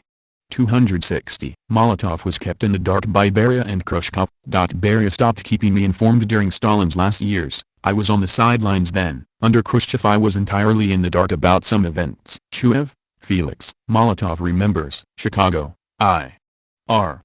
D. 1993, p. 292, Gus Hall supports the Czech invasion. In remarks printed in Pravda, Gus Hall, chairman of the Communist Party of the USA, correctly judged the measures we initiated in Czechoslovakia during the events there. He said the Soviet Union, with other countries, acted correctly by intervening in Czechoslovak affairs, notwithstanding the fact that the Communist Party of Italy was opposed, the French Party was opposed, the British Party and others were opposed. Although he lived in America, he was nevertheless faithful to the truth when he said the action was absolutely necessary. Chuev, Felix. Molotov remembers. Chicago, I.R. D. 1993, p. 299. Beria did not care what kind of government East Germany had. Beria advanced the following argument: why should socialism be built in the GDR? Let it just be a peaceful country. That is sufficient for our purposes. The sort of country it will become is unimportant. Chuev, Felix. Molotov remembers. Chicago, I.R. D. 1993, p. 334. Molotov, a stable Germany was good enough for him. I was in favor of not forcing a socialist policy, while Beria favored not supporting socialism at all. Chuev, Felix. Molotov remembers. Chicago, I.R. D. 1993, p. 335. Molotov, it became quite clear that Beria did not hold communist positions. In this situation we felt that in Beria we were dealing with someone who had nothing in common with our party, a person of the bourgeois camp, the enemy of the Soviet Union. The capitulating essence of Beria's proposals regarding the German question is obvious. He virtually demanded capitulation before the so-called Western bourgeois states. He insisted that we reject the course to strengthen the people's democratic order in the GDR, which would lead to socialism. He insisted on untying the hands of German imperialism, not only in West Germany but in East Germany. You see how what Beria had previously concealed in his political persona was now exposed. Also, what we previously saw only vaguely in Beria, we now began to see clearly. We now clearly saw that here was someone alien to us, a man from the anti-Soviet camp. It was not so easy to expose Beria. He artfully disguised himself, and for many years concealing his true face he sat in the leadership center. Stickel, D. M. ed. The Beria Affair. New York, Nova Science Publishers, 1992, p. 29. Khrushchev was a bungler. The development of the Virgin Lands began prematurely. It was unquestionably an absurd undertaking. Khrushchev was so carried away with his idea, the Virgin Lands program, that he was like a runaway roan. An idea alone solves nothing conclusively. It may be helpful, but only to a limited extent. You have to make the right calculations, weigh alternatives, consult experts, sound out the people. You can't just shout, "Get going. Get a move on." He bit off more than he could chew. About 40 to 45 million hectares of virgin lands to be opened up. This was unmanageable, absurd, and unnecessary. Chuev, Felix. Molotov remembers. Chicago, I.R. D. 1993, p. 346-347. Khrushchev, this disgusting, loud-mouthed individual, concealed his wiles and maneuvers under a torrent of empty words. The cult of Khrushchev was being built up by the tricksters, the liberals, the careerists, the lickspittles and the flatterers. His, Stalin's, place and authority was usurped by the charlatan, clown, and blackmailer, Hoxha, Enver. The Artful Albanian. London, Chatto and Windus, 1986, p.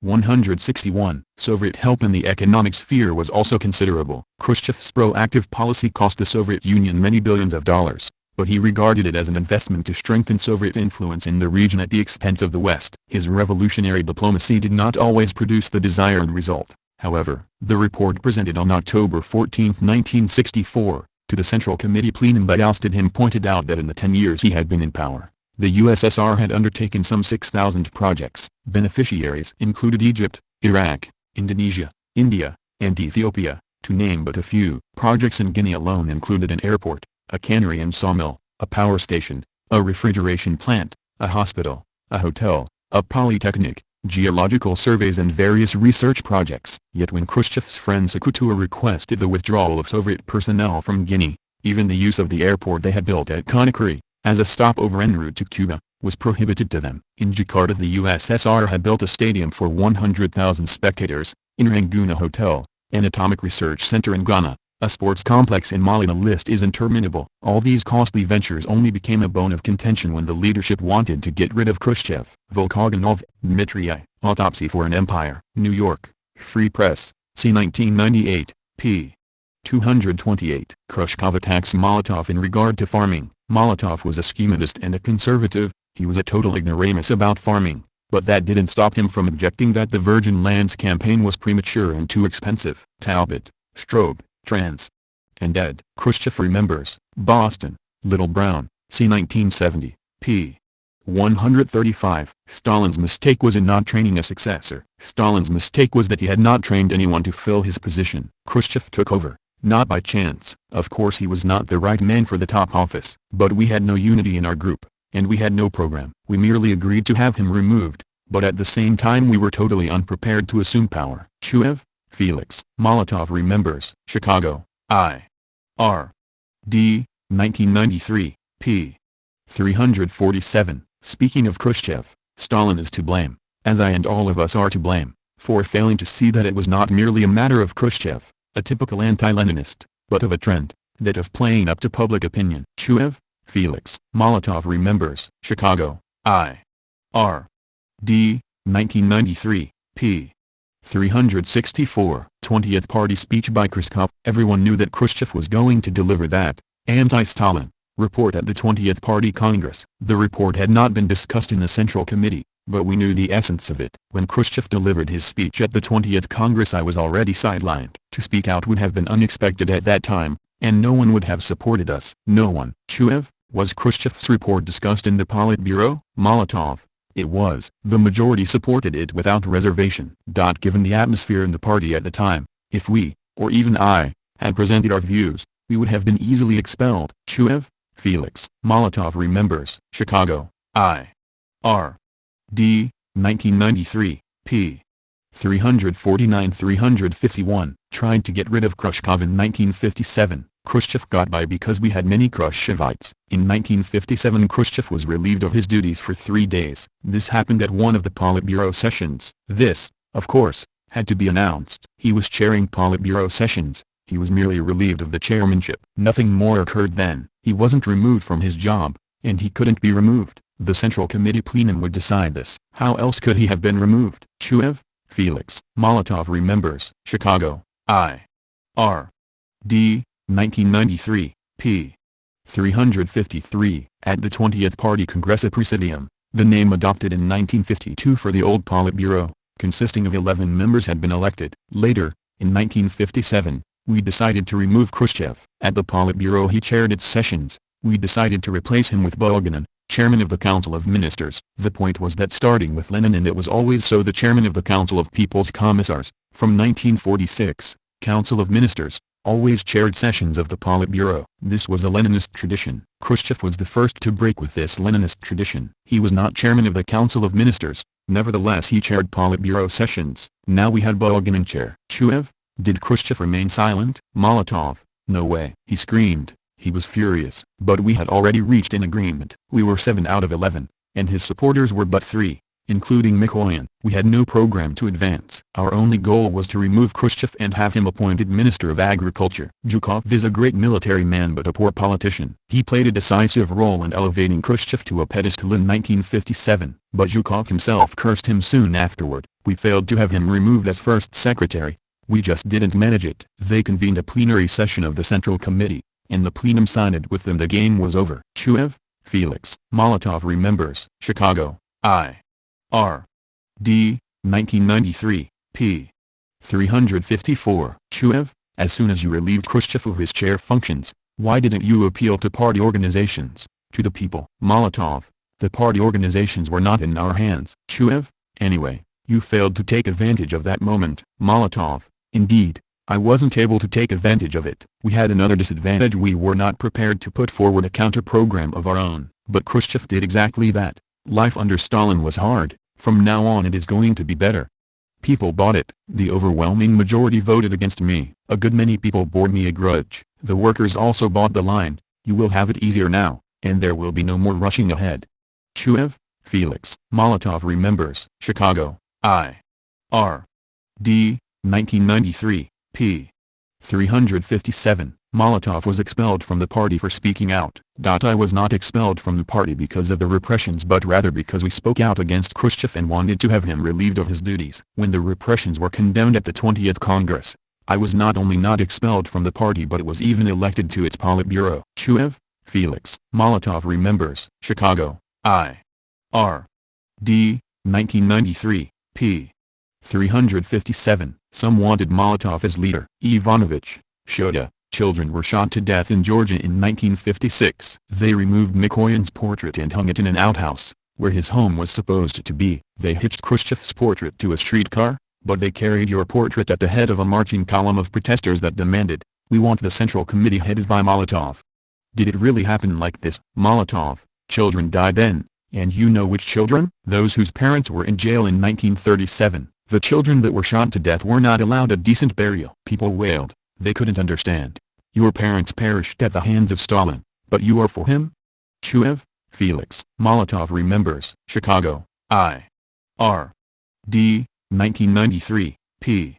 358. Khrushchev hid his crimes and promised an easier life. Khrushchev asked former KGB chairman Semikosny to find all the documents related to his work in the Ukraine. That was done, by the way, in the heat of the anti-Stalin campaign. Surely, measures were taken to destroy all the documents on repressions in the Ukraine that he had ever signed. How did Khrushchev happen to be moved up to the top? Khrushchev promised a quieter, more relaxed life at the top. Many went for this instantly. Khrushchev promised better living conditions, and a good many people took the bait, though it was a deception. Chuev, Felix. Molotov remembers. Chicago, I. R. D. 1993, p. 359. Khrushchev was a capable man, too, and backing him with his preconceived ideas were those who would also like to live easier. They hoped that the cause initiated by Lenin and Stalin could be promoted without difficulty. That was a deception. Lenin and Stalin never said that while imperialism existed we would easily advance along the path we had chosen. There are inevitable hardships along the way. If you don't agree with this, then go to hell or wherever you please. Khrushchev was a sleight-of-hand artist, a good practical worker and energetic leader. Chuev, Felix. Molotov remembers. Chicago, I. R. D. 1993, p. 361. Peaceful coexistence is not a Marxist-Leninist phrase. Chuev, am I right? The slogan peaceful coexistence was not used under Lenin, Molotov. It was never used, and Lenin never used it. In those days it would have been naive, utterly naive, to talk about peaceful coexistence, as if we would have begged, please give us peace. The imperialists would have given us no kind of peace whatever. In my view it is a correct slogan today, April 29, 1982, but we must bear in mind that some people, pacifistically minded people, incorrectly interpret this slogan. The very idea draws people toward a pacifist way of thinking. Under Lenin the old program condemned such views. Pacifist ideas are pernicious. In 1921 we made no use of the slogan. We stood for peace.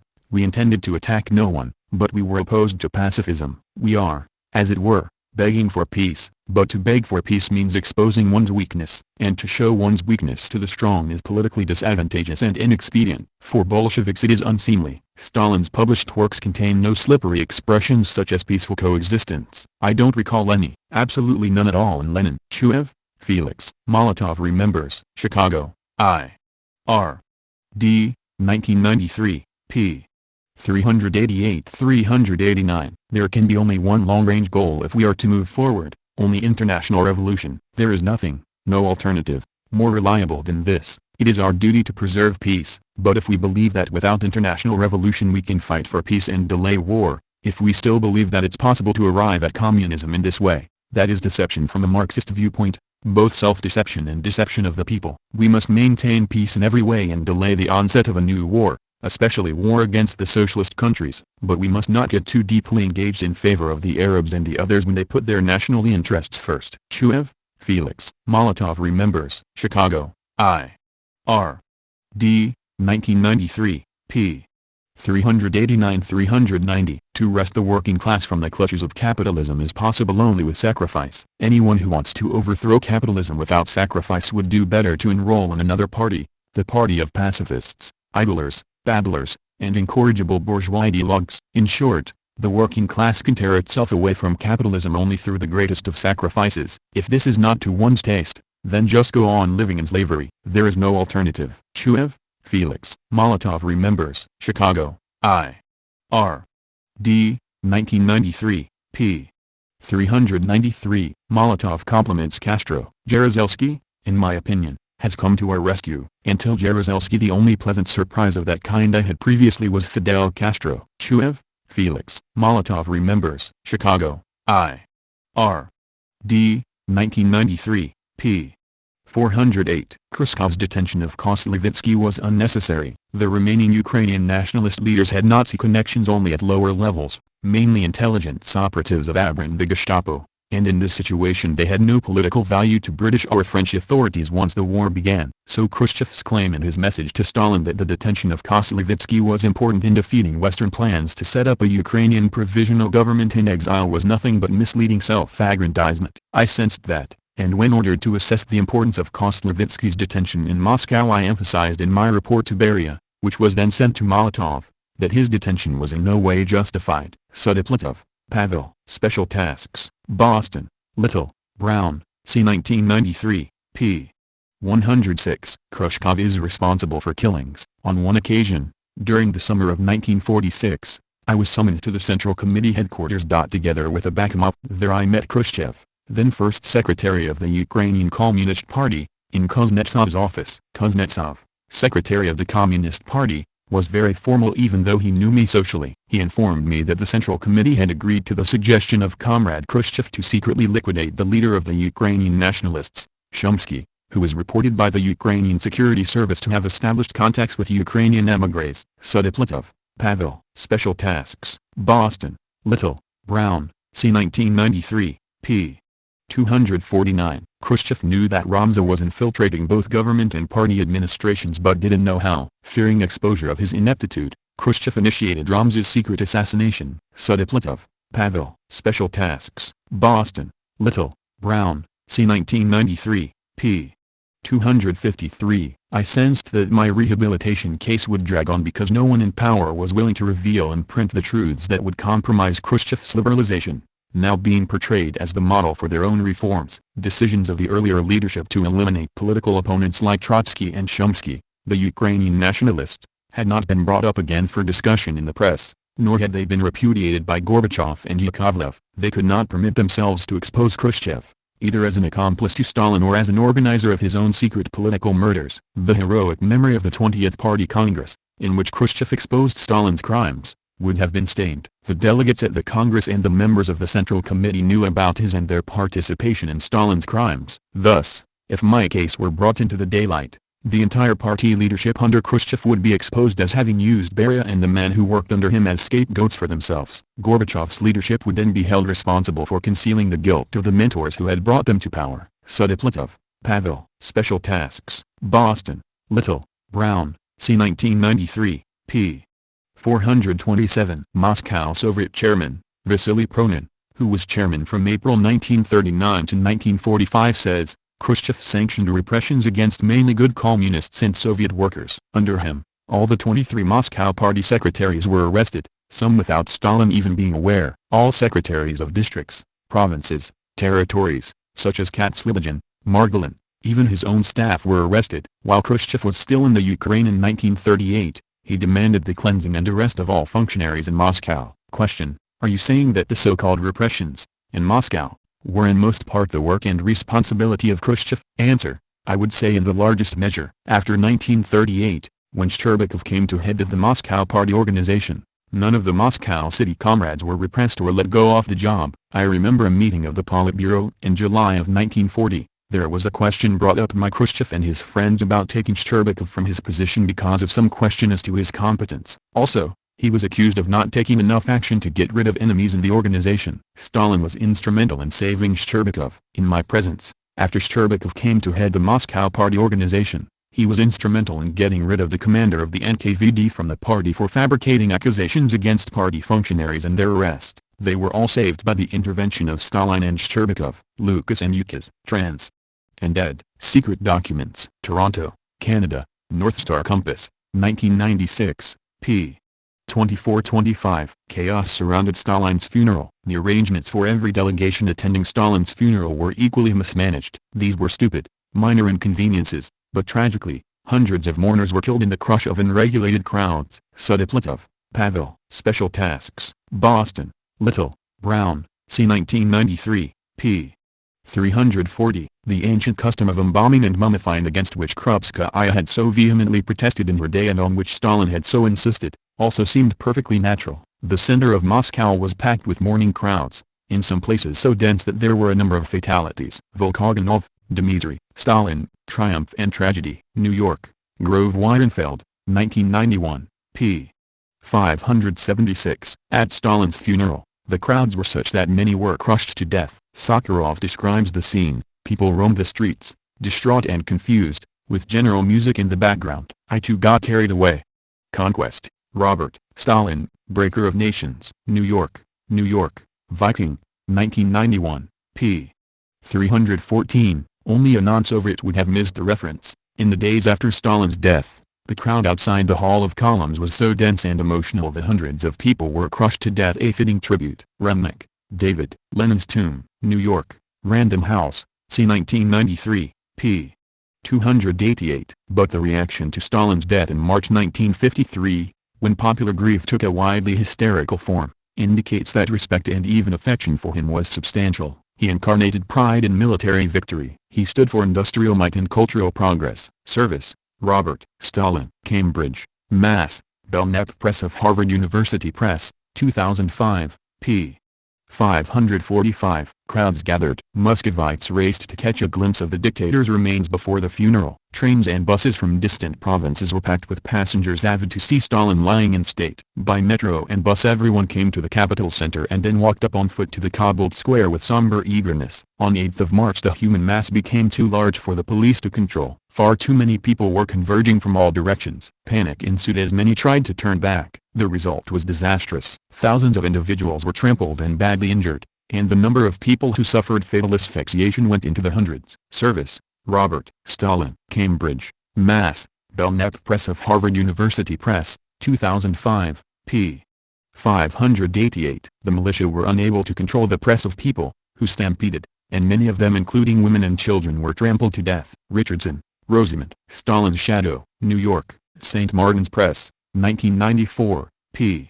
255. Harrison Salisbury, who had been a correspondent in Russia for almost 9 years, wrote that the crush of people, young and old, men and women and some children, was something that he had never seen there before, a spontaneous crowd. To attempt to curb the influx from the rest of the country, the authorities had to suspend incoming rail services, and the last trains that did arrive had people clinging in ice and snow to the roofs of the carriages. Despite the best efforts of police and troops, and the use of park trucks to contain the crowd, the press of mourners crushed to death some of their number. McNeil, Robert.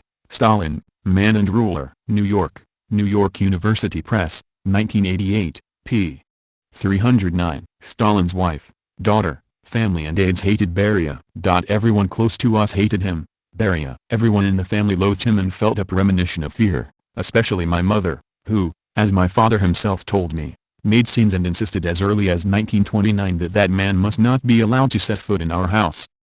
Aliluiva, Svitlana. 20 Letters to a Friend. New York, Harper and Row, 1967, p.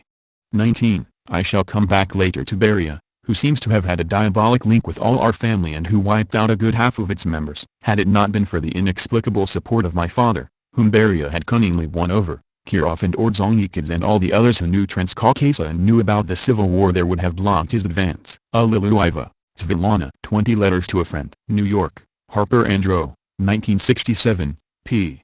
58. Redens was arrested in 1937. That was the first blow. Soon afterward both the Svanidses were arrested. How could such a thing happen? How could my father, Stalin, do it? The only thing I know is that it couldn't have been his idea. But if a skillful flatterer, like Beria, whispered slyly in his ear that these people are against you, that they were compromising material and dangerous connections, such as trips abroad, my father was capable of believing it. Aliluiva, Svitlana. 20 Letters to a Friend. New York, Harper and Row, 1967, p.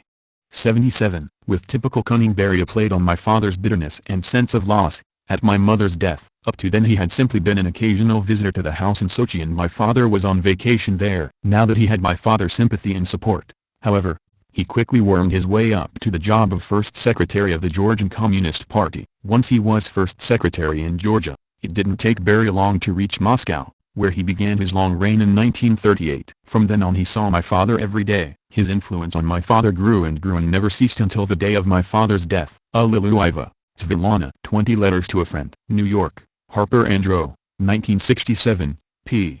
136. I speak advisedly of his influence on my father and not the other way around. Beria was more treacherous, more practiced in perfidy and cunning, more insolent and single-minded than my father. In a word, he was a stronger character. My father had his weaker sides. He was capable of self-doubt. He was cruder and more direct than Beria, and not so suspicious. He was simpler and could be led up the garden path by someone with Beria's craftiness. Beria was aware of my father's weaknesses. He knew the hurt pride and the inner loneliness. He was aware that my father's spirit was, in a sense, broken, and so he poured oil on the flames and fanned them as only he knew how. He flattered my father with a shamelessness that was nothing if not oriental. He praised him and made up to him in a way that caused old friends, accustomed to looking on my father as an equal, to wince with embarrassment. Beria's role was a terrible one for all our family. How my mother feared and hated him. And it was her friends who were the first to fall, the moment Beria was able to convince my father that they were hostile to him. The spell cast on my father by this terrifying evil genius was extremely powerful, and it never failed to work. Beria's role in the civil war in the Caucasus was highly ambiguous. He was a born spy and provocateur. He worked first for the Armenian nationalists and then for the Reds as power swung back and forth. Once the Reds caught him in the act of treason and had him arrested. He was imprisoned awaiting sentence when a telegram arrived from Kirov, who was chief of all operations in the Caucasus, demanding that he be shot as a traitor. I can't imagine, moreover, that Kirov would ever have allowed Beria's election to the Central Committee. But Kirov used to live in our house. He was one of us, an old colleague and a friend. My father liked him and was attached to him. Alleluia. Svetlana. 20 Letters to a Friend. New York, Harper and Row, 1967, p. 137. He, Ordzhonikidze, was well acquainted with Beria from his days in the Caucasus and couldn't stand him. Alleluia. Svetlana. 20 Letters to a Friend. New York, Harper and Row, 1967, p. 139. Beria, of course, was a bloody butcher, a rapist, and a revolting person. Bryzkov, Valentin. At Stalin's side. Secaucus, New Jersey, Carroll Pub Group, c. 1994, p. 351. Vlasic went on to say that, once he had been summoned by Beria for interrogation, I knew I could expect nothing but death, as I was sure they had deceived the head of government. Volkogonov, Dmitry. Stalin, Triumph and Tragedy. New York, Grove Weidenfeld, 1991, p. 570. And that was why he, Beria, had been unable to conceal his joy at my father's death. Alleluia. Svetlana. Only 1 year. New York, Harper and Row, 1969, p. 375. During the Civil War, Svetlana reminds us, Beria fought first with the Reds and then with the Whites. As the situation changed, so did his allegiance. At one time, fighting for the Whites, he was taken prisoner by Kirov and Ordzhonikidze, who were then leading the Red Army there, and they ordered his execution. But this order was overlooked. He was a little Mr. Nobody and the army had to move on and there were other matters to consider. So they forgot to shoot him. Nobody in our family liked him, Beria, though at the beginning my father regarded him as a very good worker. Yes, he committed the sin. The only thing that mattered to Beria was power. Even in those early days, he was both immoral and apolitical. His only creed was that the ends justify the means. Volodya said, everyone in our family knew then he was a scoundrel. Nadia spoke out against him quite openly, so did my mother, Anna Sergeyevna. He was quite obviously a villain. He wanted to isolate Stalin from his relatives, to close every possible uncontrolled channel through which reality might reach Stalin. He hated all of our family, adds Kyra, the niece of Stalin's wife. Svetlana said, he is very clever, and very manipulative. He got everything he wanted, and he was a horrible man with a horrible face. According to my, Svetlana, mother too, he was horrible. She wouldn't have him around. She was outspoken enough to tell father, Stalin, that he shouldn't invite him to the house. Every time they went on vacation to the Black Sea, Beria would visit them because Georgia was where he was stationed. He was boss of the KGB at the time. She loathed him, couldn't stand him, couldn't sit near him. She called him a dirty old man, and without doubt he noticed her antipathy. There were quarrels over him with father. He would arrive and my mother would scream at father, don't let him come here, don't let him in. Richardson, Rosamond. Stalin's Shadow. New York, St. Martin's Press, 1994, p. 100-104. Svetlana says, children have instincts about people like this. There was something unpleasant about him. Beria. The others, Molotov, Voroshilov, Kaganovich, had a certain dignity. They talked to my father as equals, calling him Joseph, And the familiar form of you. Beria could not handle these older statesmen who remembered and loved Nadia, and who had been close to the family for a long time. They never flattered my father. Beria was always flattering him. Father would say something, and Beria would immediately say, "Oh yes, you are so right, absolutely true, how true." In an obsequious way. None of the others, even if they did agree with him, were flapping their wings like this and being yes men. He was a creep. Richardson, Rosamond. Stalin's Shadow. New York, St. Martin's Press, 1994, p. 158. Khrushchev lies about Stalin. We weren't surprised when he, Stalin, demoted Kuznetsov. I later insisted we review Stalin's decision about Kuznetsov. We restored him to his rank as a full admiral, and returned him to active service either as commissar or as Bulganin's deputy in charge of the navy. Footnote: Kuznetsov had been People's Commissar, Minister, of the Navy and Commander-in-Chief of the USSR Naval Forces, during World War II. After the war he was first Deputy Minister of Defense as well as Commander-in-Chief of the Navy until Stalin demoted him to the command of the Pacific Fleet in 1947. Kuznetsov was reinstated as Minister of the Navy by Stalin in 1951, not by Khrushchev after Stalin's death. Talbot, Strobe, trans. And ed. Khrushchev remembers. Boston, Little Brown, c. 1970, p. 18. Khrushchev stated that about this time Stalin thought the end had come. He exclaimed, "All Lenin created, we have lost forever." After this outburst he did nothing for a long time, and he returned to active leadership only after a Politburo deputation pleaded with him to resume command. But Khrushchev's allegations are not supported by others who were at his side. In fact, Stalin had never been more in command than during these critical days when all seemed lost. Gray, Ian. Stalin, Man of History. London, Weidenfeld and Nicholson, 1979, p. 325. Nor do I take all of Khrushchev's revelations at their face value. I do not accept, in particular, his assertion that Stalin's role in the Second World War is virtually insignificant. This allegation was obviously meant to boost Khrushchev himself at Stalin's expense, and it does not accord with the testimonies of many reliable eyewitnesses, of Western statesmen, and generals who had no reason to exaggerate Stalin's role, and of Soviet generals who have recently written on this subject in a sober and critical vein. Deutscher, Isaac. Stalin, A Political Biography. New York, Oxford University Press, 1967, p. 8. There is a legend that Stalin suffered a nervous collapse on hearing of the German invasion and hid himself away to wring his hands in a drunken stupor, wailing, "All that Lenin created we have lost forever." This story was fostered by Khrushchev in 1956, as part of his campaign to shatter the icon of Stalin, which was still casting its huge shadow across party and people. But Khrushchev was far from Moscow at the time of Barbarossa. In Kiev, those who were in the Kremlin, such as Colonel General, later Marshal, Voronov, commander of Soviet anti-aircraft defenses, tell a different story, recalling that Stalin was working furiously in his office during the days following the invasion, though he seemed nervy and low-spirited and attended command meetings only erratically. Reed, Anthony and David Fisher. The Deadly Embrace. New York, Norton, 1988, p.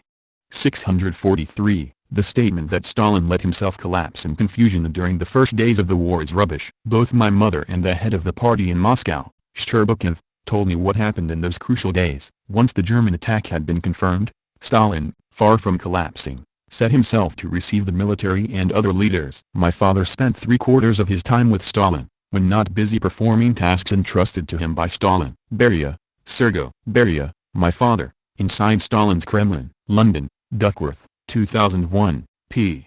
69. Khrushchev, who was not in the room, claimed that Nikolaev had said he had done it on assignment from the party. Montefiore, Sebag. Stalin, The Court of the Red Tsar. New York, Knopf, 2004, p. 149. Beria released dangerous criminals after Stalin died. After Stalin's death, Beria demonstrated his generosity by letting out a lot of criminals. He wanted to show off his liberalism. However, in actual fact, this action of his was directed against the people because these criminals who got out of jail went right back to their old trades, thieving and murdering. Talbot, Strobe, trans. And ed. Khrushchev remembers. Boston, Little Brown, c. 1970, p. 118. Khrushchev instituted capitalist programs. I realize that by publicly advocating material incentives I'm opening myself up to those know-it-alls who will say our people should be motivated not by money but by ideological considerations. That's nonsense. I'm old enough to know from experience that the majority of collective farm administrators who are paid a flat salary won't take any chances for the sake of improving production. Stalin refused to acknowledge that fact, and so did some of the people who were in the leadership at the same time I was. The main thing in the struggle for socialism is the productivity of labor. For socialism to be victorious, a country must get the most out of every worker. And when I say get the most, I don't mean by force. Talbot, Strobe, Trans. And ed. Khrushchev remembers. Boston, Little Brown, c. 1970, p.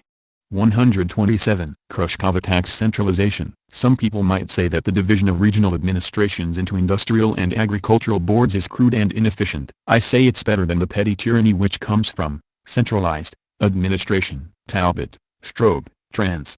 And ed. Khrushchev remembers. Boston, Little Brown, c. 1970, p.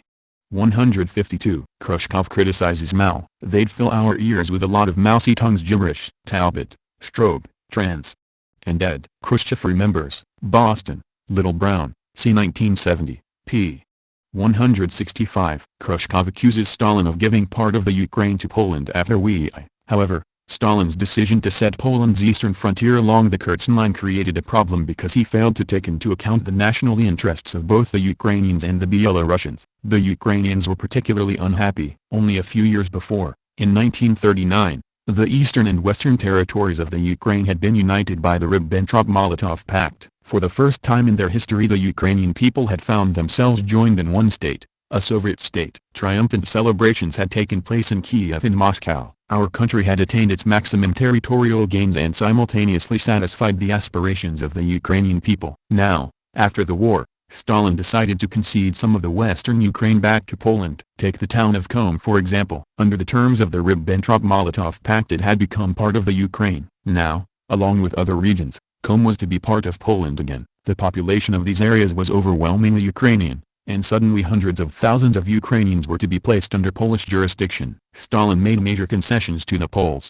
creating great difficulties for our state and for me personally. I'm thinking particularly of the way he played favorites with the new Polish leadership and helped Poland at the expense of the Soviet Union. So there we were, aiding the Poles economically at great cost to ourselves and restoring to them territories in the Ukraine. Yet, believe it or not, I later met some Polish comrades who were still dissatisfied with the borders Stalin had given them in the wake of Hitler's retreat. They thought their border with the Soviet Union should be even farther to the east. Once Stalin made up his mind to adjust Poland's eastern border back to the Kherson Line, he decided to let any Ukrainians who wished to do so move from the new frontier regions of Poland across the border into the Soviet Ukraine. Likewise, the Polish population of the Soviet Ukraine was given the option of moving to Poland. The same measures were taken with respect to the Poles and Belarusians living on either side of the frontier around Brest. Stalin ordered me, as the representative of the Ukraine, and Ponomarenko, who was secretary of the Central Committee of the Belarusian Communist Party, to contact the Polish Provisional Government and work out a scheme for an exchange of populations. Talbot,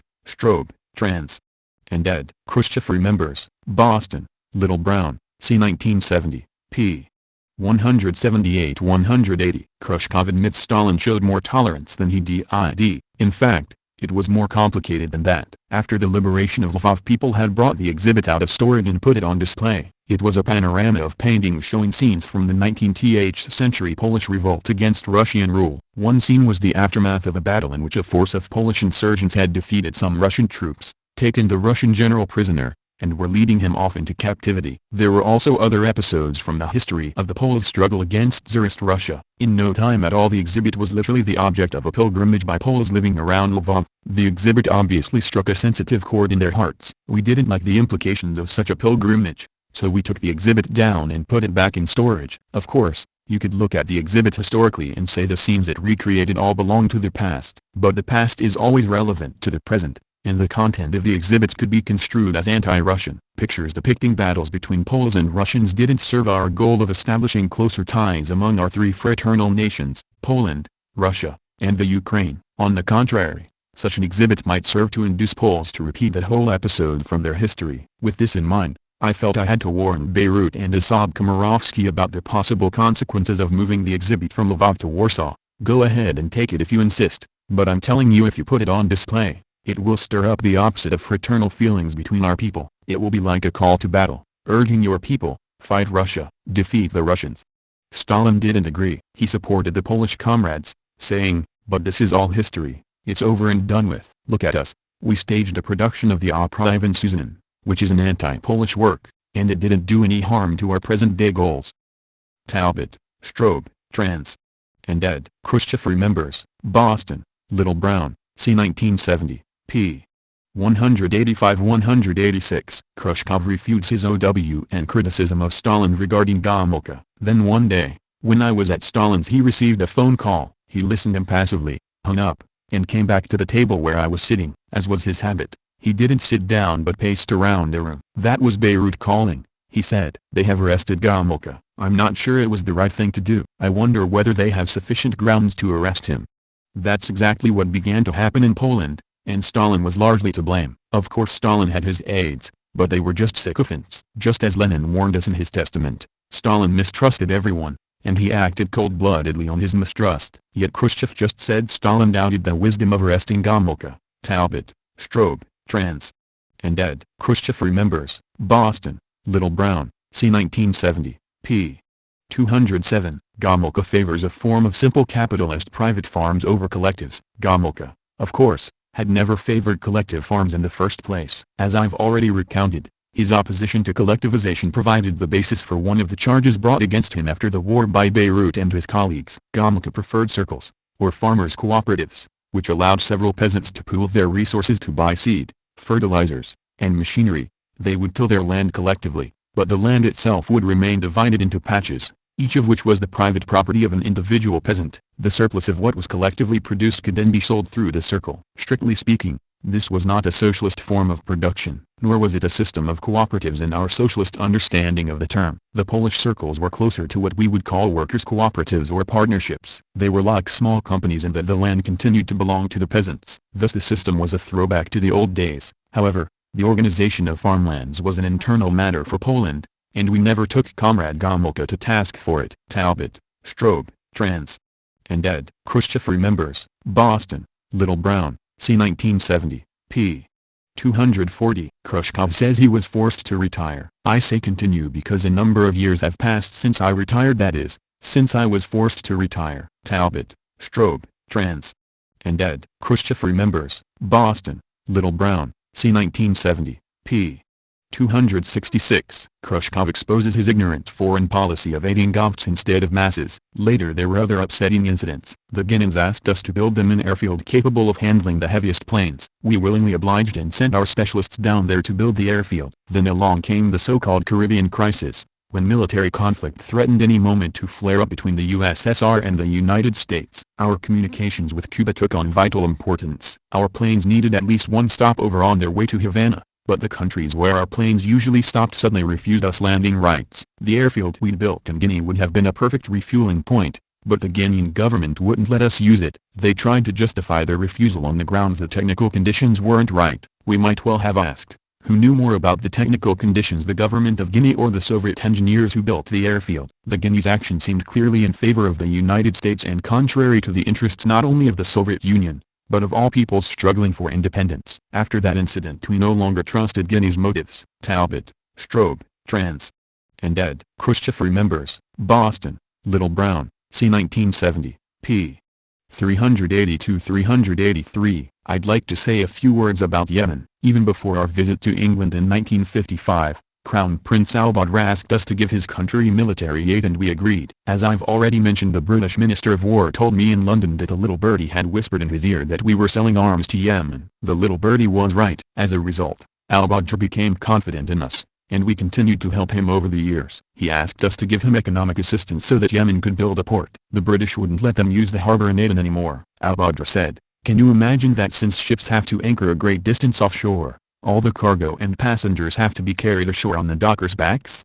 We agreed to build a seaport for them. After his father died, Al-Badr ascended the throne. As often happens, a liberal prince became a reactionary king. He turned out to be an extremely cruel leader, a literal slave driver. After a while, the chief of the Royal Security Guard led a palace revolt and overthrew him. For a long time there were rumors that Al-Badr had been killed and buried under the rubble of the palace, but it turned out that by some miracle he had survived. He put on woman's clothing and snuck away. Talbot, Strobe, trans.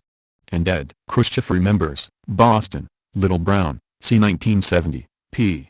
385-386. Khrushchev thinks Truman is a fool. By then Roosevelt, who had always treated us with such understanding, was dead, and the United States was headed by Truman, an aggressive man and a fool. His policies reflected his stupidity and his class hatred. He was vicious and spiteful toward the Soviet Union. He had neither an ounce of statesmanship nor an iota of common sense. I can't imagine how anyone ever considered him worthy of the vice presidency, much less the presidency. The whole world knows from the newspapers how he once slapped a journalist for criticizing his daughter's singing. That incident alone told us something about Truman's statesmanship, to say nothing of his suitability for so important a post as the presidency of United States. Talbot, Strobe, Trans. And ed. Khrushchev remembers. Boston, Little Brown, c. 1970, p. 402. Khrushchev denounces Reuters' peaceful coexistence between classes. I have always favored peaceful coexistence among countries, but Reuters favored peaceful coexistence among classes, which is a fundamental contradiction to our Marxist-Leninist teaching. Worse, it is treason to the cause of his fellow workers. I'm afraid such treason is all too common among American trade union leaders. Talbot, Strobe, Trans. And ed. Khrushchev remembers. Boston, Little Brown, c. 1970, p. 447. Khrushchevism is Trotskyism in essence. The events of the last few years, which have overwhelmed Eastern Europe and the USSR, have not only proved the utter bankruptcy of Khrushchevite revisionism but also exposed, if such exposure was ever required, the thoroughly counter-revolutionary nature of Trotskyism. These events have proved beyond doubt the inner affinity, notwithstanding the differences in form, of revisionism and Trotskyism. Khrushchevite revisionism, right in form and in essence, was aiming, through the Communist Party, for the same aim of restoring capitalism in the USSR and other East European countries that Trotskyism, left in form and right in essence, had been attempting ever since the 20s through the so-called anti-bureaucratic revolution. Brar, Harpal. Trotskyism or Leninism. 1993, p. 68. Millions mourned at his funeral after Stalin's death. Early in the morning of March 6, Moscow radio announced the death of Stalin. A vast crowd began filling Red Square, and by late afternoon the line of mourners was reported to stretch for 10 miles. In their thousands Russians from Moscow and distant regions filed past the bier in a slow, unending procession, taking leave of their father. In every part of the country from Vladivostok in the east to Leningrad in the west, from Archangel in the north to Astrakhan in the south, houses and windows were draped in red flags, hung with black crepe. Even in the numerous labor camps, there were displays of grief. A nation of over 200 million people was united in the solemn quiet of mourning for their leader who had guided and driven them through harsh trials and a savage war and who, they knew instinctively, had sought to serve them and Russia. Gray, Ian. Stalin, Man of History. London, Weidenfeld and Nicholson, 1979, p. 464. When he, Stalin, died in March 1953 the grief of hundreds of millions, both in the Soviet Union and around the world, was quite sincere. Medvedev, Roy. Let History Judge. New York, Columbia University Press, 1989, p. 617. I wanted to do my job so that he, Stalin, would be pleased. His smile of approval was a priceless gift. I didn't identify the things that happened to my father with Stalin but rather with the bad people who had penetrated his inner circle. Was it not Stalin who with his article Dizzy with Success had tried to put the brakes on the runaway forced collectivization? He didn't hesitate to remove or execute the people who violated socialist law.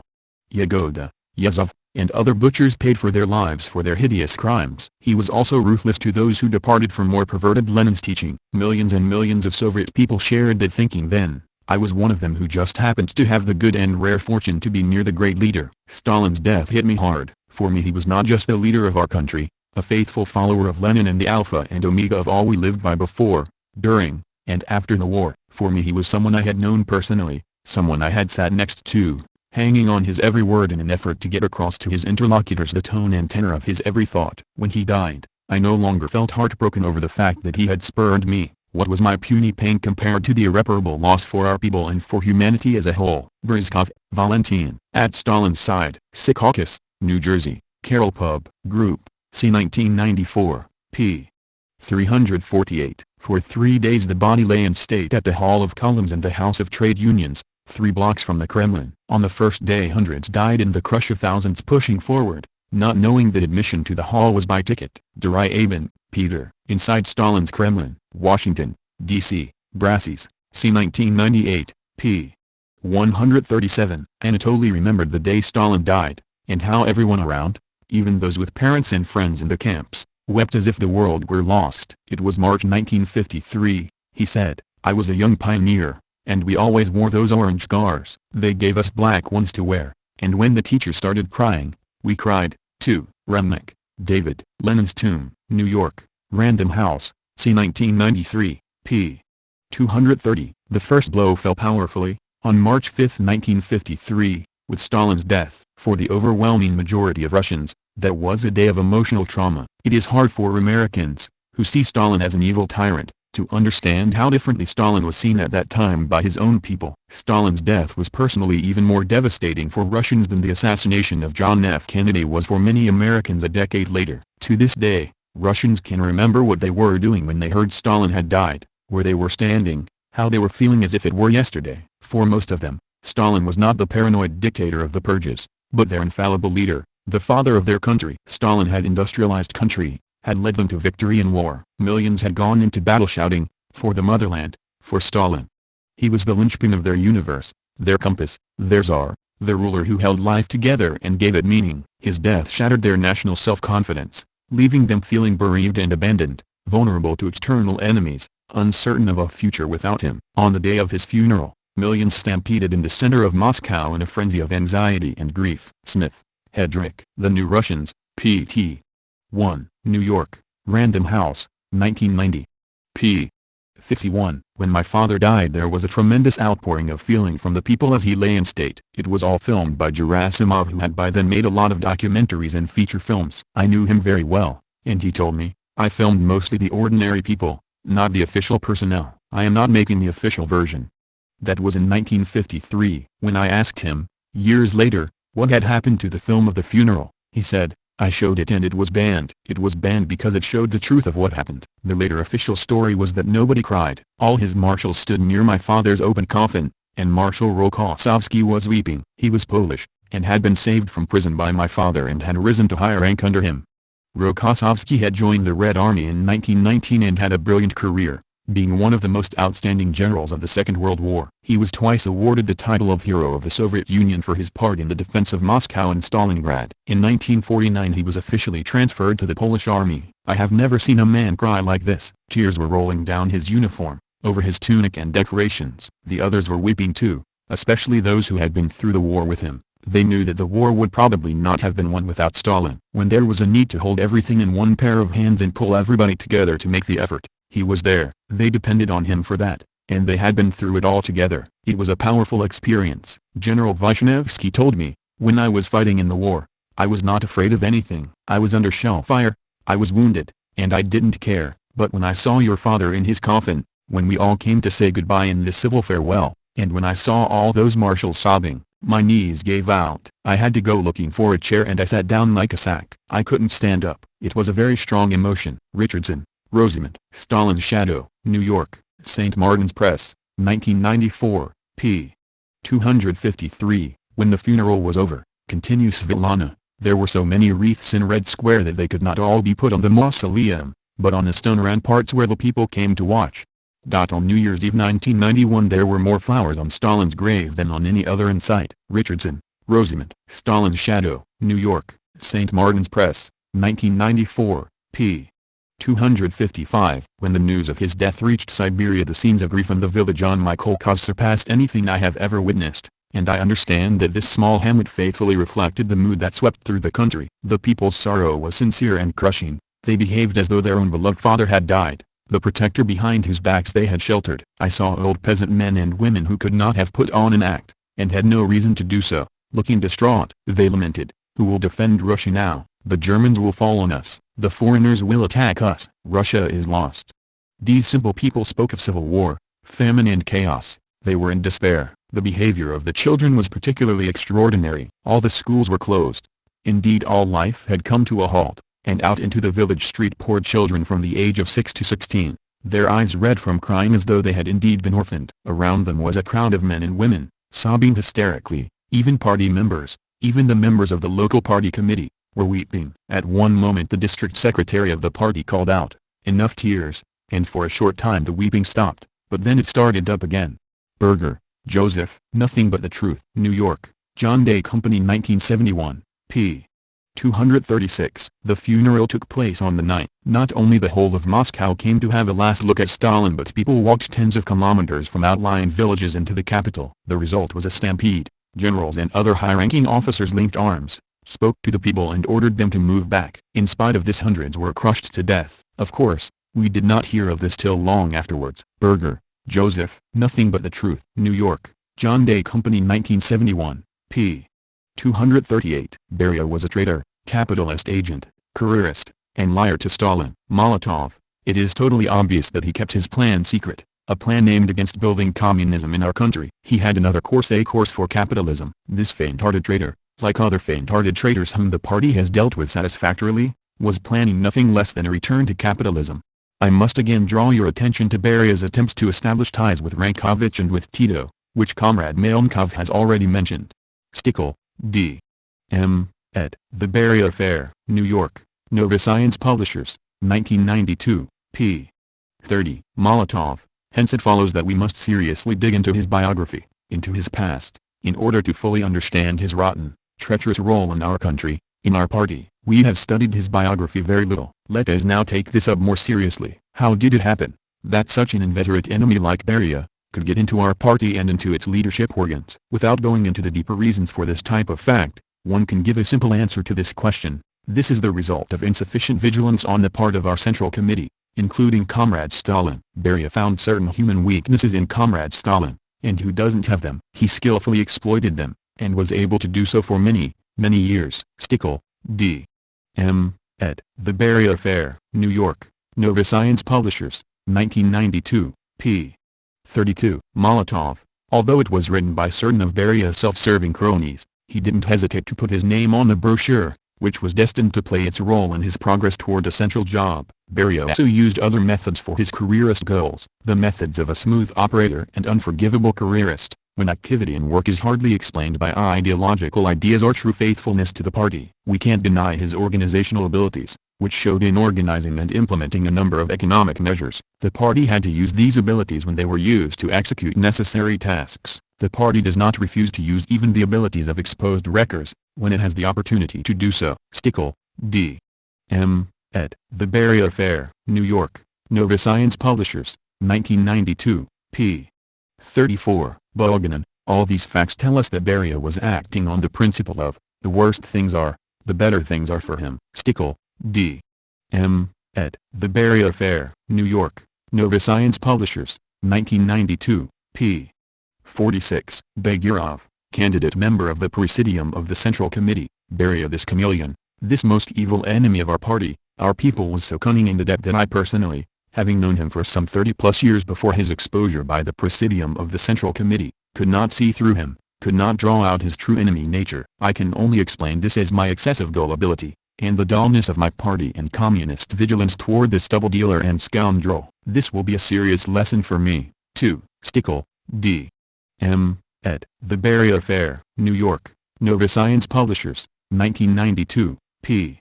78. Malyshev, member of the Central Committee. For example, I, as a minister, have worked under the leadership of several comrades, Comrade Molotov, Comrade Kaganovich, and Beria. I must say, that each time you go to report on some matter to the comrades, you go with different feelings. You go to Comrade Molotov with one feeling: we know that he is a strict leader, demanding, but whenever you go to him you know that there will be no hasty decisions, adventurous decisions. If you made a big and serious mistake you will never be struck at because of his mood. Then there's Comrade Kaganovich, a sometimes hot-tempered fellow, but we know that he does not bear grudges. He'll erupt, but it quickly passes and he makes the right decision. Beria is another thing. We ministers knew that you would enter his office a minister, but who you would be on return you didn't know. Perhaps a minister, or perhaps you'd land in prison. This was his method, a knock on the head and you'd come out staggering. In one word, Beria's leadership style was the crude style of a dictator. No party spirit. And speaking of party spirit, I worked under Beria during the war, in charge of tanks. And I was convinced that he never had any party spirit. Stickle, D. M. ed. The Beria Affair, New York, Nova Science Publishers, 1992, p. 83. Mikoyan. From the date when Comrade Stalin fell ill, and the doctors told us he would not recover, the chief concern of each of us was to preserve the iron unity of the party leadership collective, since party unity had been secured during Stalin's lifetime. Many comrades may ask, how is it that members of the Central Committee who knew Beria for many years weren't able to recognize in their midst this foreign and dangerous person for such a long time? By the way, this wasn't such a simple matter. It wasn't so easy to achieve. In the first place, We didn't know all the facts. In the second place, the facts occurred at various times and, taking each one separately, they didn't have the same significance which they take on when you see them all together. We mustn't forget that there was a good deal of skillful work in masking these facts, in muddying up their significance and interpreting them in a totally different meaning. There were many instances of Beria's positive work, and in the shadow of these successes the negative facts were hidden. Stickle, D. M. ed. The Beria Affair, New York, Nova Science Publishers, 1992, p. 107. Mikoyan, even before Beria's coming to Moscow, and especially when he was in Moscow, he was able to skillfully, with every truth and every untruth, worm his way into Comrade Stalin's trust. Even during Comrade Stalin's life, especially in recent years when Comrade Stalin couldn't work as he used to, when he had begun to meet with people less often, read information less often, at that time Beria skillfully got himself made chief information officer to Comrade Stalin.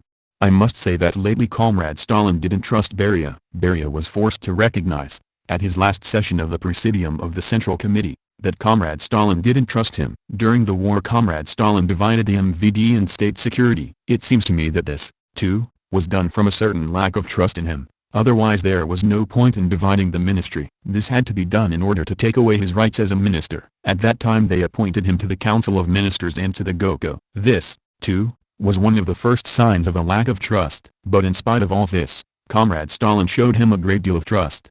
He feigned being a buddy first of one person, then another saying one thing to your face and another behind your back. He alienated the comrades, first some, then others, and stacked the deck for his purposes. We all saw this, but didn't give it the significance which it all took on after Comrade Stalin was gone. Stickle, D. M. ed. The Beria Affair, New York, Nova Science Publishers, 1992, p. 109. Mikoyan, a few days before his death the late Ordzhonikidze, in a private conversation with me said, I don't understand why Stalin doesn't trust me. I am completely loyal to him. I don't want to fight with him. I want to support him, but he doesn't trust me. Beria's schemes play a large part in this. He gives Stalin wrong information, but Stalin trusts him. Stickle, D. M. ed. The Beria Affair, New York, Nova Science Publishers, 1992, p. 110. Stalin, Secretary of the Central Committee. In the light of materials we now have on Beria, it is absolutely clear that presenting the doctor's affair was useful only to him and his protectors. He wanted to use this incident to make points as a humanitarian and brave initiator. What does this rogue care for the interests of the state? Stickle, D. M. ed. The Beria Affair, New York, Nova Science Publishers, 1992, p. 119. Sarkisov. For 18 years he worked in Beria's security force. I also know that Beria cohabited with a certain Sophia. At Beria's suggestion, through the chief of the health department of the USSR MVD, she had an abortion. I repeat, Beria had many such relationships. On Beria's instructions, I kept a special list of women with whom he cohabited. Later, at his suggestion, I destroyed this list. However, I kept one list. In this list are the surnames and names and addresses of telephone numbers of more than 25 such women. This list is in my apartment in my jacket pocket. The list to which Sarkisov was referring was found. It contained 39 names of women. 1.5 years ago, I learned for a fact that, as a result of his relationships with prostitutes, Beria contracted syphilis. He was treated by a doctor in the MVD clinic. Initials UB. I don't remember his name. Stickle, D. M. ed. The Beria Affair, New York, Nova Science Publishers, 1992, p. 121. Voroshilov. However, the question reasonably arises, why was this subject able to freely work in party leadership and government for so long, without being exposed sooner? Why did he have such a great authority, and hold such high party and state positions? The question is entirely legitimate. First and foremost, Beria is an insidious and cunning enemy, a consummate adventurist, schemer, who knows how to skillfully worm his way into the trust of a leader, who can hide his base plans for a long time and wait for the proper moment. He witnessed the daily life of the great Stalin. Together with all of us he knew that Stalin, as the result of intense work, often fell sick in recent years. Obviously this circumstance to a certain extent was the basis for Beria's vile tactics. He waited in the hope that sooner or later Stalin would be no more. As the facts have now shown, after the death of Stalin this adventurist was counting on the speedy realization of his criminal plans against the party and the state. That's why he was in such a hurry after the death of Stalin, or perhaps he was being hurried. In all these characteristics of his, Beria feared Stalin. He ingratiated himself with Stalin, but skillfully, in his own way, he would whisper all manner of disgusting things, would completely confuse him. And we could tell just by Comrade Stalin's mood. When we met either for business or other reasons, we could all feel whom Beria had been whispering against that day. Stickle, D. M. ed. The Beria Affair, New York, Nova Science Publishers, 1992, p. 143. Voroshilov, we were by our Stalin's side until his last breath, and Beria immediately demonstrated his activity as if to say don't forget, I'm here. Stickle, D. M. ed. The Beria Affair, New York, Nova Science Publishers, 1992, p. 145. Andreev, member of the Central Committee and the Presidium of the Supreme Soviet. In this sense, Beria's plan differed from the plan of other traitors of the Soviet people, former enemies. As we now know, this plan was about, firstly, worming his way into the trust of Comrade Stalin, whatever the cost. This he considered a fundamental condition for his enemy activity. And so in any way he tried to worm his way into Stalin's trust. Did he achieve this? Undoubtedly he did. Comrades here have already mentioned that Comrade Stalin had a weakness of being too trusting. This is the truth. The second, and obviously the central, task in his plan, was to destroy the Bolshevik nucleus of our leadership. To undermine the trust Comrade Stalin had in various leaders, to sow strife among the party leaders and the leaders of the government. Was he able to achieve any of this? Certainly. He was successful for a time. Now Comrade Voroshilov spoke about Comrade Orjonikidze. Orjonikidze was the most honest, most noble Bolshevik, and you may be sure that he was a victim of Beria's intrigues. Beria divided Comrade Stalin and Orjonikidze, and Comrade Orjonikidze's noble heart couldn't take it. Thus Beria took out of commission one of the best leaders of the party and friends of Comrade Stalin. Going on, all of us Chekists and the new ones too, know what a warm key friendship there was between Comrade Stalin and Molotov. We all considered this a natural friendship, and were happy for it. But then Beria appeared in Moscow, and fundamentally changed everything. Comrade Stalin's relationship with Comrade Molotov was ruined. Comrade Molotov began to be subjected to undeserved attacks from Comrade Stalin. This was Beria, successfully undermining the close friendship of Comrade Stalin and Comrade Molotov with his intrigues. Stickle, D. M. ed. The Beria Affair, New York, Nova Science Publishers, 1992, p. 154. Andreev, it was only lately, in the German question, and in other questions, that we saw his bourgeois degeneracy. Stickle, D. M. ed. The Beria Affair, New York, Nova Science Publishers, 1992, p. 155. Andreev, and Beria, of course, at times did great work, but this was work done for a disguise, and in this was the difficulty of exposing him. He created himself a halo, that, for example, during the war he was doing enormous work, etc. He was blackmailing in the name of Comrade Stalin. He was difficult to expose. Stickle, D. M. ed. The Beria Affair, New York, Nova Science Publishers, 1992, p. 157. Tavisian, member of the Central Committee. Yesterday, we learned from the speech of Comrade Kaganovich that this scoundrel Beria protested against referring to Comrade Stalin along with the names of Marx, Engels, Lenin when speaking about the teachings which guide our party. That's how far this scoundrel went. Stickle, D. M. ed. The Beria Affair, New York, Nova Science Publishers, 1992, p. 159. Melnikov, as you say, comrades, great people, too, can have weaknesses. Comrade Stalin had these weaknesses. We must say this, in order to bring up the need for collective party leadership properly, like Marxists, the need for criticism and self-criticism in all branches of the party, including, before all else, the Central Committee and the Presidium of the Central Committee. Stickle, D. M. ed. The Beria Affair, New York, Nova Science Publishers, 1992, p. 176. Special Judicial Session of the Supreme Court. All the accused were indisputably proven guilty of the accusations against them, through original documents, exhibits, handwritten letters of the accused, and the testimony of numerous witnesses. Stickle, D.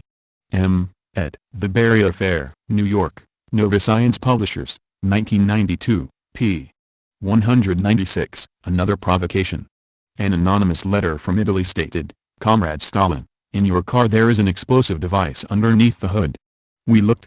Of course, there was no explosive. Then another letter from Italy came, Comrade Stalin, it seems that your living expenses are extremely high, costing the government money. Stalin decided after this to set up a commission, under Melnikov, to look into the finances. The commission detailed all of the expenses of running the government dacha. Melnikov brought this to Orlov in order for him to sign. Orlov refused, because Stalin was a light eater, hardly drank, and took no liquors. A bottle of cyanide was enough to last him for 2 weeks. It was proven that it was Stalin's friends, under the aegis of Beria, who really lived it up, charging the cost to Stalin's budget. Vodka was the main culprit in the inflated costs charged to Stalin's name. Ribin, Alexei, next to Stalin. Notes of a Bodyguard. Toronto, North Star Compass Journal, 1996, p.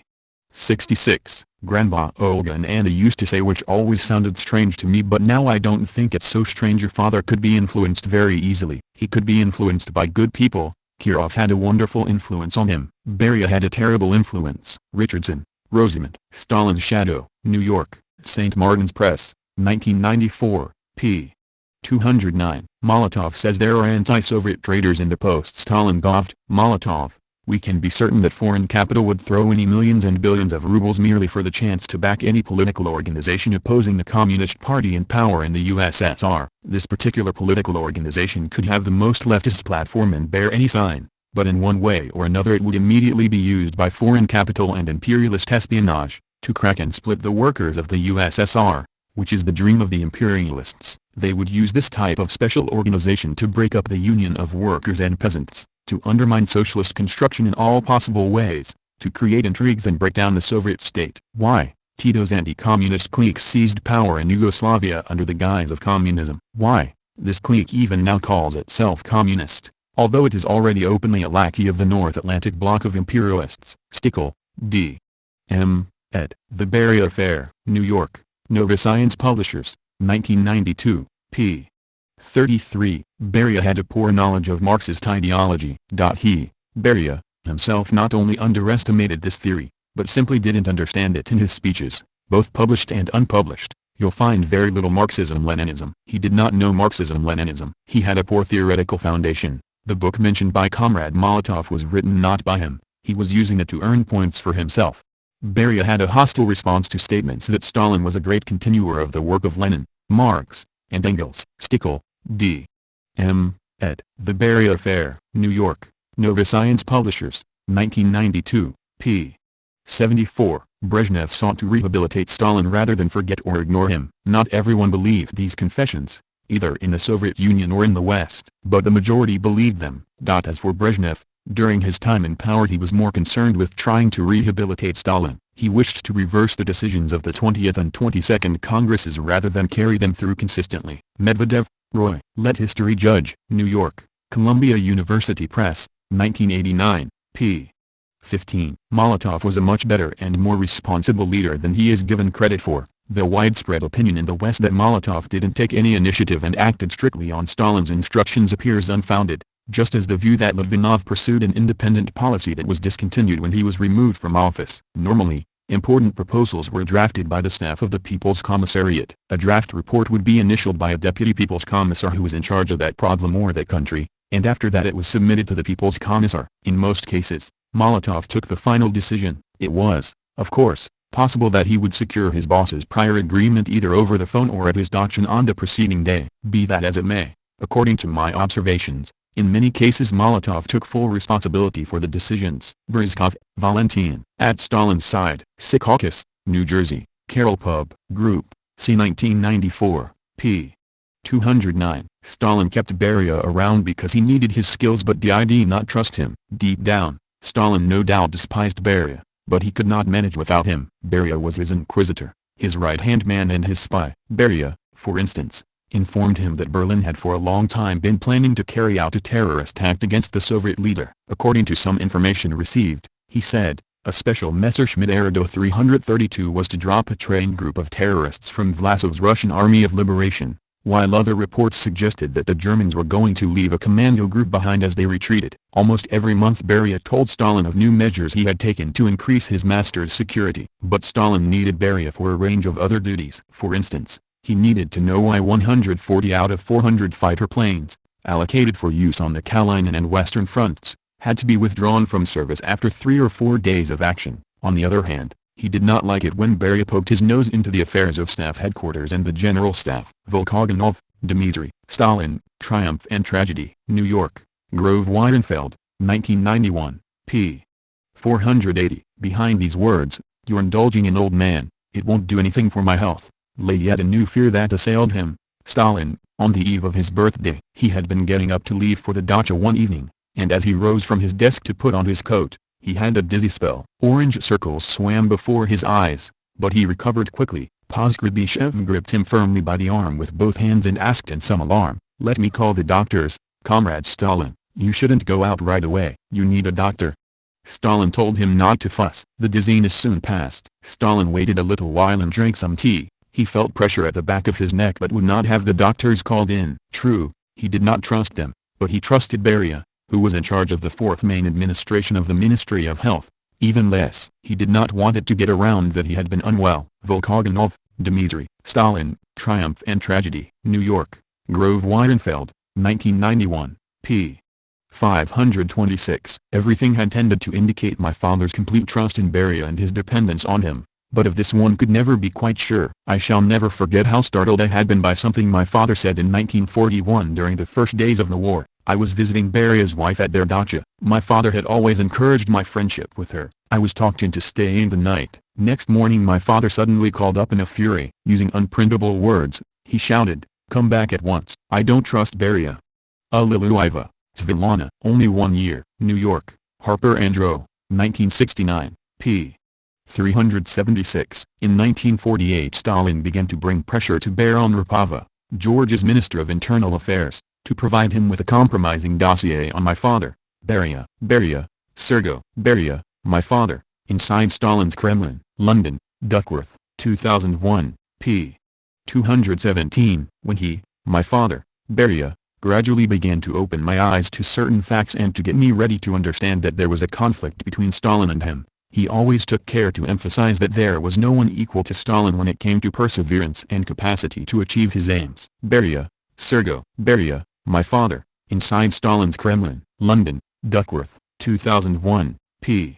290. Beria not liked by Stalin in the last months. Yepyshev, who was at one time Deputy Minister of State Security, told me that Stalin kept a black oilskin exercise book in which he would make occasional notes. All efforts to discover either the notebook or these letters have failed, and Yepyshev did not reveal his source. Only Beria, Poskrebyshev and Vlasic had direct access to Stalin, and only they can have known of these notes. But Poskrebyshev and Vlasic were compromised by Beria shortly before Stalin's death and were therefore distanced from him. Beria must have been aware that Stalin's attitude towards him had cooled markedly over the last year or 18 months. For his part, Stalin must also have been aware of Beria's intentions. Perhaps the truth will never be known, but Yepyshev was convinced that Beria cleaned out the safe before the others could get to it. Volkogonov, Dmitry. Stalin, Triumph and Tragedy. New York, Grove Weidenfeld, 1991, p. 513. Beria fell out of favor with Stalin. From Krasnoyarsk, where he, Vlasic, was in exile, he wrote in May 1955 to Voroshilov, as chairman of the Supreme Soviet, quaintly referring to Stalin throughout as the head of government. Vlasic described a conversation that had taken place between him and Stalin, when they were on a holiday in the south after the war. The head of government expressed his dissatisfaction with Beria, saying that the work of the state security organs did not justify the protection they got. He said he had given orders to remove Beria from the job of running the MGB. He asked me what I thought of Merkulov and Kabulov, and later of Gauglitz and Tsunaev. I told him what I knew. When I later found out that my conversation with the head of government had definitely become known to them, I was staggered. Beria had obviously been alarmed by Stalin's attitude to him, but how did he know what his boss and Vlasic had said about him when they were alone? Had Stalin relayed their conversation, or did Beria have some means of bugging the leader himself? Volkogonov, Dmitry. Stalin, Triumph and Tragedy. New York, Grove Weidenfeld, 1991, p. 569. Relations between Stalin and Beria deteriorated during the years 1946 through 1948. The earliest sign of Stalin's distrust was his dismissal of Beriades from the MGB and, on suspicion of misplaced loyalty, Georgians from the Guards Directorate. Stalin then went out of his way to slight Beria. He promoted the chiefs of bodyguard details for all Politburo members except Beria's chief, who remained a colonel as the rest moved up in rank to general. Stalin would agree to meeting Melnikov but then cancel the appointment if Melnikov said that Beria planned to join them. Dryabin, Peter. Inside Stalin's Kremlin, Washington, D.C., Brasses, c. 1998, p. 62. In 1948, 1949, and 1950 Stalin had gone on vacation to Sochi in southern RSFSR, some 50 miles from the border with the Georgian Republic. In 1951 he went to another resort on the Black Sea, This in Georgia. The purpose of his choosing to go to that republic at that time was to commence undermining Beria's power with an attack on Buryates and their stronghold. The first report to reach Moscow that the Stalin-Beria relationship again had soured was an announcement by the Georgian Party's Central Committee in November 1951. Muscovites read that the party accused 3 senior officials of protecting unnamed criminals. At MGB headquarters we recognized all 3 as Buryates, which meant to us that Beria had lost his grip on affairs in his native Georgia. The big chief, Stalin, was back in the driver's seat there and back on the warpath. The purge of Buryates lasted into the winter of 1952. Long after Stalin had left the Georgian resort for Moscow. According to the Georgian press, it resulted in hundreds thousands, according to MGB officers, of dismissals from jobs in the Georgian party and government. Some of the most senior Buryates were arrested. When the Guards Directorate personnel accompanying Stalin once more returned to the center from Georgia, they told me that Beria had not visited Stalin during his vacation of 1951. The nights of the 2 Georgians engaging in Georgian revelries had ended. Dryabin, Peter. Inside Stalin's Kremlin, Washington, D.C., Brassies, C. 1998, p. 68-69. Is it correct to say that Comrade Stalin has turned against Beria? My boss nodded. Yes. And is it correct to say that Comrade Stalin's reason was the information about Beria having syphilis? Absolutely, said my boss, Gorishev. Less than a year after this conversation, Stalin's hostility toward Beria was indicated on the pages of Pravda. Dryabin, Peter. Inside Stalin's Kremlin, Washington, D.C., Brassies, C. 1998, p. 71. Stalin looked in good health shortly before his death, and whatever his basic physical and mental condition, foreigners he received only a few weeks before his death saw him as reasonably sharp and fit. Conquest. Robert Stalin, Breaker of Nations. New York, New York, Viking, 1991, p. 301. Stalin was thus now deprived of his long-term personal doctor, Vinogradov, his personal secretary, and his personal guard commander. That Stalin was still capable of any sort of merriment as late as February 28 is remarkable, even though exceptional, yet it is at any rate clear that he was in reasonably full possession of his faculties almost to the last. Conquest. Robert Stalin, Breaker of Nations. New York, New York, Viking, 1991, p. 311. My father's health, on the whole, was strong. At 73, acute sclerosis and high blood pressure brought on a stroke, but his heart, lungs, liver were in excellent condition. He used to say that in his youth he had had tuberculosis, a poor digestion, that he had lost his teeth at an early age, that his arm, injured in his childhood, often hurt him, but in general he was in good health. Under no circumstances could one call him a neurotic, rather, powerful self-control was part of his nature. Aliluiva, Svilana. Only 1 year. New York, Harper and Row, 1969, p. 359. At last came a glimmer of reason. At a meeting of the Presidium on March 1, 1953, in Stalin's office, Kaganovich proposed that a committee be appointed to study the case of the doctors who had been arrested. Stalin reached for the bell button to call his guards. But nevertheless Stalin overbalanced and fell, hitting his head on the table. Stalin had not in fact suffered serious injury, although over 73 years of age he was in superb physical condition, a fact confirmed by the Argentine ambassador Señor Bravo, by the Indian ambassador Mr. Maimon, and by Dr. Kichlim, an Indian activist of the peace movement. All 3, who had been with Stalin only a short time previously, had been impressed by his vigorous health. Fishman and Hutton, The Private Life of Joseph Stalin. London, W. H. Allen, 1962, p.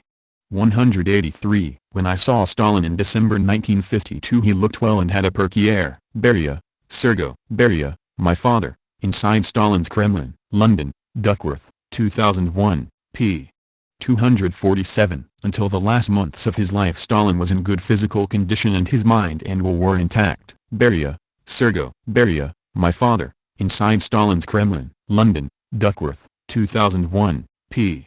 242. Kosygin says Khrushchev has a rotten line. Kosygin said to me, I understand. You found the conditions difficult in the collective at the time, but we don't intend following Khrushchev's rotten line. Aliluiva, Svilana. Only 1 year. New York, Harper and Row, 1969, p.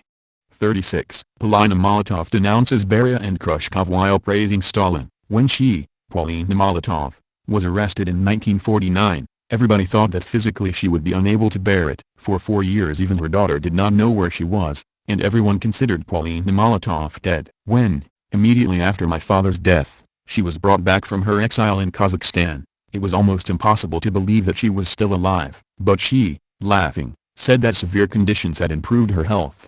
And indeed, she looked better than before, and all her mysterious ailments had vanished. There is no doubt that Pauline Molotov had been arrested with the consent and perhaps on the explicit order of my father, who considered that, being Jewish, she was mixed up with Zionists and was spying on Molotov. She knew this perfectly well but insisted on blaming her misfortunes on Beria. She told me that she had danced with joy like a mad woman when she heard of his arrest. No one had resisted the 20th Congress and Khrushchev's new direction more than Kaganovich and Molotov. As for Molotov's wife, she was even more vehement about it. Kaganovich and Molotov considered Khrushchev their personal enemy, because he had ousted them from the government and had recommended their expulsion from the party. When Kosygin came to power, they instantly sent in a demand for reinstatement in the party, which was refused. After that they grew incensed at the whole world and began singing praises to the memory of the great Stalin. I saw Molotov after Khrushchev had been replaced by Kosygin. He looked old and wizened, living as a pensioner in a small apartment. As usual, he spoke little, only backing with yeses what others said. Now he was yesing his wife. She, on the other hand, was full of energy and battle cries. She had not been excluded from the party and now attended party meetings in a candy factory, as she had done in her youth. When I arrived, the family was gathered round the dinner table. Pauline said to me, "Your father was a genius. He destroyed the fifth column in our country, and when war broke out, the party and the people were as one. Now there's no revolutionary spirit left, only opportunism. See what the Italian communists are doing. It's a disgrace. They have all been scared out of their wits by this fear of war. There's only one hope left: China. There alone the spirit of revolution still survives." Molotov kept nodding his head and yesing. Pauline Molotov crumbled diced garlic into the borscht, assuring us that Stalin always ate it this way. Later she reviled the laundry service, complaining of having to do the wash all over again. Then she inveighed against Khrushchev. She could never forgive him for expelling her husband from the party. Aliluiva, Svilana. Only 1 year. New York, Harper and Row, 1969, p. 407-408. Almost every account quotes cases of people who remained devoted to the party and the government and attributed their arrest to error. Conquest, Robert. The Great Terror. New York, Oxford University Press, 1990, p. 318. Consumer prices rose after Stalin's demise. Soviet citizens, especially of the older generation, are generally convinced that under Stalin prices decreased every year, whereas under Khrushchev and his later successors they have constantly risen. This explains the existence of a certain nostalgia for the Stalin era. Nekrichin Taylor, Utopia in Power. New York, Summit Books, c. 1986, p. 476. Stalin's correct policy prevented the revolts in Poland that later occurred. The disturbances of 1956 in Poland did not develop into a general uprising for many reasons. One of the most significant was that in Stalin's time the repression of the moderate elements in Poland had not taken the form of executions and massive bloody purges of the party and state apparatus. Nekrichin Taylor, Utopia in Power. New York, Summit Books, c. 1986, p. 538. Khrushchev was a Trotskyist, even 2 decades after 1937 and a third of a century since his mistake. Khrushchev himself invested this charge with such significance that he devoted a major portion of his speech to it at the June plenum of 1957. After describing how, at the time of the discussion, foisted on the party by the Trotskyists, he, Khrushchev, had spoken out against the violations of inter-party democracy which had been allowed in his party organization, Khrushchev added, "And so it turned out that my comments at that time, that is, during the first days of the discussion, were objectively in support of the Trotskyists. Although in essence I never had acted together with the Trotskyists, I quickly understood that I had made a mistake, that my remarks might be interpreted as contributions from incorrect positions." Rogovin, Vadim. 1937, Year of Terror. Oak Park, Michigan, Labor Publications, 1998, p. 303. Question: What about Khrushchev? What are your, Moscow Soviet Chairman, Vasily Pronin, who was chairman from April 1939 to 1945, thoughts about him? Answer: From 1920 onwards, Khrushchev always voted for and supported Trotsky and his platform. Even voting against Lenin in his last days. Lucas and Yukaz. Trans. And ed. Secret Documents. Toronto, Canada, North Star Compass, 1996, p. 2325. But for supporting Khrushchev you, Kaganovich, will be blamed. Yes, you are right. I was the one who pushed him up as I thought him to be a capable person. But he had been a Trotskyist. I informed Stalin that he had been a Trotskyist. I told this to Stalin when Khrushchev was elected a member of the Moscow Committee. Stalin asked, "How is he now?" I replied, "He is fighting against the Trotskyists, genuinely, actively. Stalin then asked me to support him on behalf of the CC at the conference. We heard of this episode differently. It seems Khrushchev had said that Kaganovich wanted to destroy his career when he was pushed for the Moscow Committee. You at the last moment reportedly pointed out to Stalin that Khrushchev had been a Trotskyist, to which Stalin replied that he already knew about it. Really? Is that so? Yes. That is how the story is told. I told you how it exactly happened. Khrushchev came to me during the conference in tears and asked me whether he should speak or not. I told him that I would consult Stalin. Stalin suggested that he should speak, narrate, everything, and later on I was supposed to speak and express trust in him on behalf of the CC. Thus spake Kaganovich by Felix Chuyev, 1992. Khrushchev threw away the large gold reserves Stalin had built up. Every year Stalin carefully studied the report on the country's gold reserves submitted by the Ministry of Finance, and he became convinced that the ministry was not doing its job at all well. In November 1946 he transferred responsibility for the gold and platinum industry to the MGB, or Ministry for State Security, as the NKVD became that year, when ministries replaced people's commissariats. In the year of his, Stalin, death, the state repository was holding more precious metal than at any other time in Soviet history, including 2,049 tons of gold and 3,261 tons of silver. Within a year of his death the reserves began inexorably to fall, and when in the early 1960s gold started to be traded for grain, they evaporated at catastrophic speed. Volkogonov, Dmitry I. Autopsy for an Empire. New York, Free Press, c. 1998, p. 145. The measures applied by Khrushchev in agriculture led to the growth of grain output, without doubt, but also to a sharp rise in consumption. The shortage became chronic, and the consequent drop in reserves was so drastic that he was finally compelled to purchase large supplies abroad. This desperate step was proof, or needed, that the Soviet system of agriculture was bankrupt. The purchase of grain from abroad continued for more than 30 years, as the country literally ate up its gold reserves, which declined from 13.1 million tons in 1954 to 6.3 million in 1963. Volkogonov, Dmitry I. Autopsy for an Empire. New York, Free Press, c. 1998, p. 211. According to memoranda approved by the Politburo, in the 5-year plan prior to 1977, 1,214 tons of gold were sold for grain. This had evidently been insufficient, for it had been supplemented by the sale of fuels, copper, zinc, magnesium, chromium ore, aluminum, cellulose, coal, industrial diamonds, cotton, cars, tractors, machinery and much, much more. It is obvious enough from all this that the Bolsheviks' plans for agriculture had failed. Russia had been turned from a large-scale exporter of grain into a regular importer. The last 25 years during which the USSR bought grain abroad, Moscow was in effect financing the development of agriculture in other countries, instead of its own. In that time, the USSR transferred about 9,000 tons of gold to Western banks. Only part of this was for grain. It was also buying meat, butter and other agricultural products. In 1977 alone, for instance, and only for supplementary deliveries of meat, the Politburo had to sell an additional 42 tons of gold abroad. Virtually all the gold the country produced, plus its hidden reserves, was being sold abroad to buy food. If, as has been seen, the highest volume of pure gold reserves was reached in 1953 at 2,049.8 tons, then all the gold mined after that date, between 250–300 tons annually, was sold for grain. The highest output of grain achieved during Stalin's rule had been 34.7 million tons, in 1952. After 1953, less grain was produced than was consumed in 18 of the 24 years to 1977, the shortfall being covered by huge foreign purchases, at the cost of the national reserves. In 1975, for instance, 50.2 million tons were produced, while consumption amounted to 89.4 million tons. Volkogonov, Dmitry I. Lenin, A New Biography. New York, Free Press, 1994, p.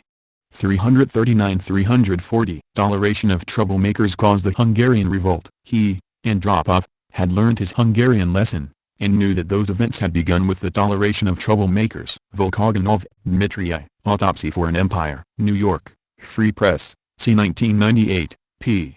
342. Gorbachev criticizes Reagan. For instance, in 1986 he, Gorbachev, told the Politburo, "In Reagan at Reykjavik we were fighting not only with the class enemy, but with one who is extremely primitive, has the looks of a troglodyte and displays mental incapacity." Volkogonov, Dmitry I. Autopsy for an Empire. New York, Free Press, c. 1998, p.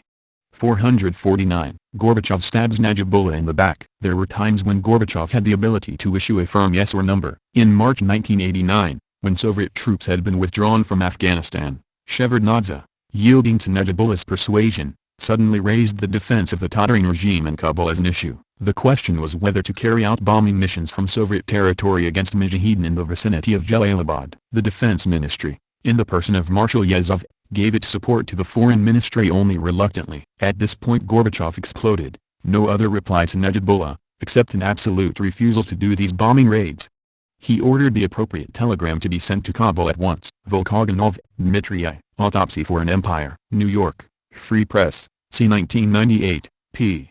464. Gorbachev was detested at home by many. Gorbachev approached the end of his rule sadly and, typically, surrounded by paradox. However ecstatic the West was about him, at home he was reviled in equal measure. Volkogonov, Dmitry I. Autopsy for an Empire. New York, Free Press, c. 1998, p.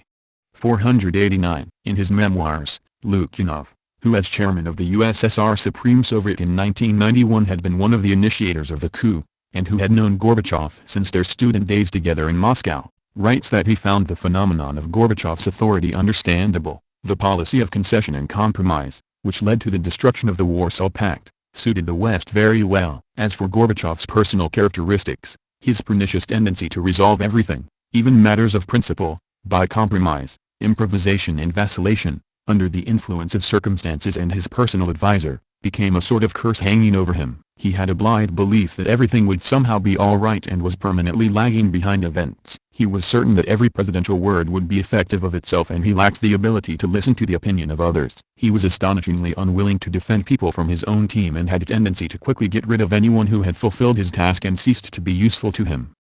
When Lukyanov was asked to define the part Gorbachev had played in the history of Russia, he was unequivocal. It was the role of Herostratus. Gorbachev betrayed his party.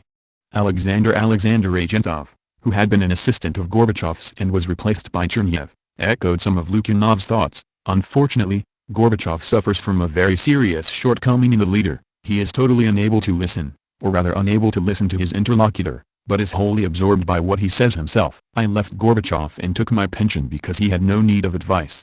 Volkogonov, Dmitry I. Autopsy for an Empire. New York, Free Press, c. 1998, p. 525. Stalin was being undermined shortly before he died.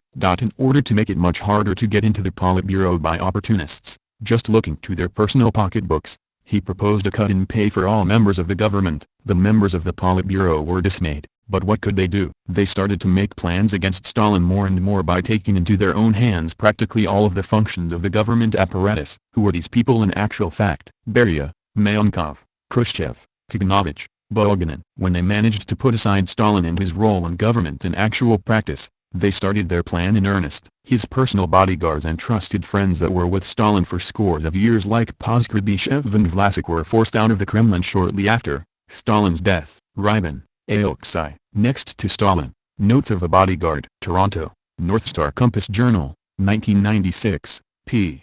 57. Stalin's bodyguards hated Beria. No one wanted to telephone Beria, since most of the personal bodyguards hated Beria. Rybin, Alexei. Next to Stalin. Notes of a Bodyguard. Toronto, North Star Compass Journal, 1996, p.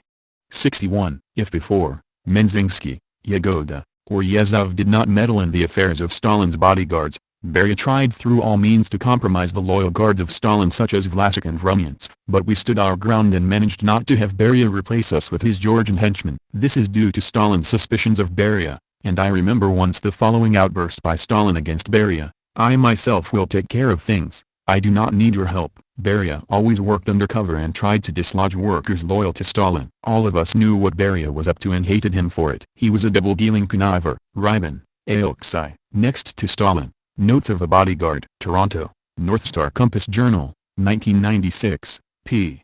65-66. Malenkov, not Stalin, was responsible for Beria's rise in power. I met Beria in September of 1937, when I was in Yerevan with Mikoyan. Beria replaced Yezhov. It is necessary to ask how Beria arrived in Moscow. There are rumors that Stalin helped Beria to come to Moscow. Definitely not. Stalin was not that warm towards Georgians, although he himself was Georgian by nationality. Malenkov was the hidden culprit, who who already wormed his way into the Central Committee CPSU. Beria immediately replaced all the other members of his ministry, employing only his henchmen. He trumped up charges on previous Bolsheviks like Palker, Volovich, Dagina, Kursk, Jinsel, Rybin, Alexei. Next to Stalin. Notes of a Bodyguard. Toronto, North Star Compass Journal, 1996, p. 65. Molotov says some Politburo members are controlled by Beria. That is why Molotov was clever and saw through this when he told Malynkov and Khrushchev, "You are profane and fools. You are sitting in the pocket of Beria so deep, that only your ears are wriggling above the coat pocket." Rybin, Alexei. Next to Stalin. Notes of a Bodyguard. Toronto, North Star Compass Journal, 1996, p. 70. Stalin was stripped of his protection in the last months. It is often written that nature struck down Stalin in the fullness of his power. That is not true. I witnessed Stalin being systematically stripped of his defenses during the last months of his life. His fantastic guard force cut back, his most faithful protectors sent away, or imprisoned, or killed, his hands removed from the levers of control. And was exposing himself to murder. Yet the final plot against him did succeed, and it did so by dismantling, before his very eyes, that inner circle of protection. Dryabin, Peter. Inside Stalin's Kremlin, Washington, D.C., Brassies, c. 1998, p. 115. The new winds blew stronger in February 1953, and they affected Stalin's inner circle, his son Vasily, and others close to him. He was dismissed as the air commander of the Moscow district and dishonorably discharged. 5 more links in the chain of loyalists around Stalin broke during February 1953. On the 13th of June, Meklas, one of the last of Stalin's old comrades from the revolution, died at age 64 and was buried in the Kremlin wall, an honor normally reserved for higher-ranking leaders. Meklas had been hospitalized during his retirement for reasons of health in 1950. Dryabin, Peter. Inside Stalin's Kremlin, Washington, D.C., Brassies, c. 1998, p.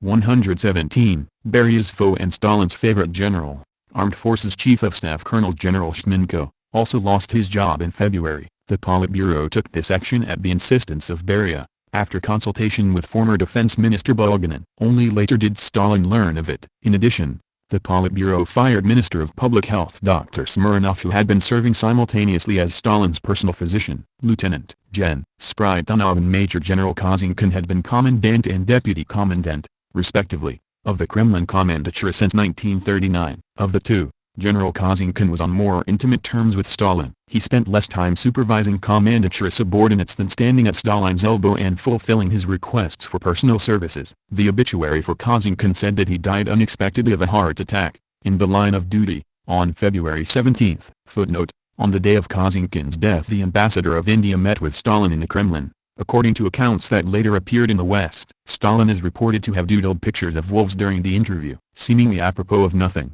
he volunteered that Russian peasants learned how to fight wolves, they killed them. On the next Saturday I happened to see Kol Nozarev's deputy for Commandatura personnel security as we left the main MGB headquarters building. Hailing this lieutenant colonel, I caught up with him, and we walked together for a block or two. "Too bad about Comrade Kozinkin," I said. He said, "I'm skating on thin ice when I tell you this." The only hard condition he had was that it stopped beating. Comrade Kozinkin died from being shot in the head. It's making a difference in Comrade Sprytanov. He says that hereafter he'll only answer to the Politburo as a group. He won't answer to a single individual anymore.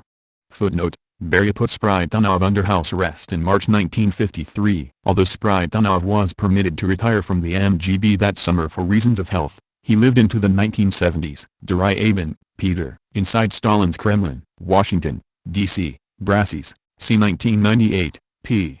118. Commandatura Kozinkin, who died in mid-February, had been a Stalin loyalist in the mold of Kremlin Chief of Staff Poskrebyshev, Minister Abakumov, Guards Directorate Chief Vlasic, Vlasic's deputies, and the Chief of Bodyguards for Stalin, all dismissed in 1951-52. Stalin's personal physician and the Chief of the Armed Forces General Staff were both dismissed in February 1953. Also, during that 21-month period the number of Stalin's bodyguards was cut in half, many of his personal staffers were reassigned, and the inexperienced Ignatiev took charge of the Guards Directorate. Gradually the means for protecting Stalin's life had withered. In the 30 years since Stalin had been named CPSU General Secretary, the quality of MGB protection for his life was never worse than toward the end of February 1953. The stripping of Stalin's personal security and his increased vulnerability were apparent. A summary of what was done is as follows. Personal Chief of Staff and aid in directing MGB activities, Position vacant since Postkrebyshev's removal in April 1952. Minister of State Security.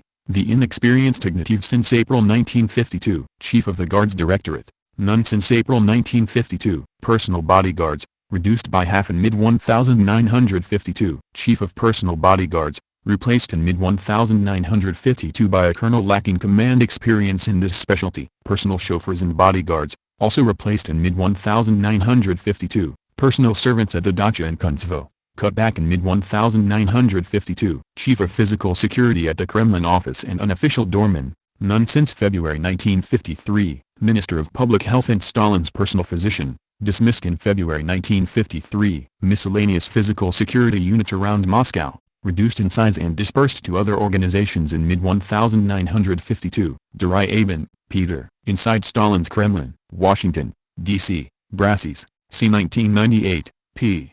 120. Beria undermined Stalin in the last months, whereas till now he, Lieutenant General Nikolai Spridonov, answered strictly to the Big Chief, Stalin. Yes, that's right, strictly to the Big Chief till now. From late January through February 1953 the indications of a drastic shift in power accumulated. They led us in the MGB to believe that in the Politburo as well as in State Security Stalin had lost the struggle with Beria. I imagine Beria putting forward two arguments to persuade a majority of Politburo members to join him in a rebellion against Stalin. The first argument would have been this: Stalin intended the purge to envelop the entire Politburo Old Guard Melnikov, Khrushchev, Bulganin, Voroshilov, Mikoyan, Kaganovich, and Molotov besides Beria. After that, and following his pattern of the past, it was only a matter of time before Stalin purged some or all of the 16 new members whom he appointed in October 1952. To cancel the purge, the 8 Old Guard members, including Beria, needed 5 new members for a majority of 13 votes to 12, including Stalin's. Assuming a democratic process at work in the Politburo, Beria won a majority over to his side, against Stalin. Second, Politburo members needed no persuasion that Stalin should not repeat the patterns of past purges. Beria may have argued that Stalin had lost the capability to conduct a purge because he no longer controlled the MGB. Beria did. Beria had been building influence in the MGB since the last months of 1951, and Stalin and Minister Ignatiev had not succeeded in stopping him. With nothing to fear from an MGB no longer answering to Stalin, the Politburo majority joined with Beria to terminate the purge. Whether or not the Politburo was actually polled, it did rebel against Stalin and then faced the problem of how to dispose of him. Dryabin, Peter. Inside Stalin's Kremlin, Washington, D.C., Brasses, c. 1998, p. 118-119. There are new declassified documents that show that it was actually Beria who was the first to speak out against the Stalin cult more forcefully and consistently than either Melnikov or Khrushchev. Medvedev, Royenzers Medvedev, the unknown Stalin. NY, Overlook Press, 2004, p. 107. They, Stalin's closest aides, Vlasic and Postkrebyshev, had been removed from the entourage at Beria's instigation a few months before, arrested and sentenced to 10 years imprisonment. In his memoirs Vlasic says he is convinced that Beria helped Stalin to die after first removing his physicians and the 2 men closer to Stalin than he was himself. He believed that Beria was plotting to usurp power. Richardson, Rosamond. Stalin's Shadow, New York, St. Martin's Press, 1994, p. 247. Of the Aliluayev family, Volodya, Stalin's nephew, remains the most explicitly Stalinist. Icons of his uncle's era manifests his dogmatic adherence to the creeds and actions of the society in which he was nurtured. He eloquently defends his family's position, apportioning blame in no small measure to Beria, whose wish to control every channel of information was the reason for all the misfortunes of our family. At all times, even after the arrest of members of it, the family trusted Stalin completely. They continued to have a positive attitude to him. They knew Stalin and his character very well. I have come to the conclusion that it was Stalin's entourage who needed all the arrests. Richardson, Rosamond. Stalin's Shadow, New York, St. Martin's Press, 1994, p.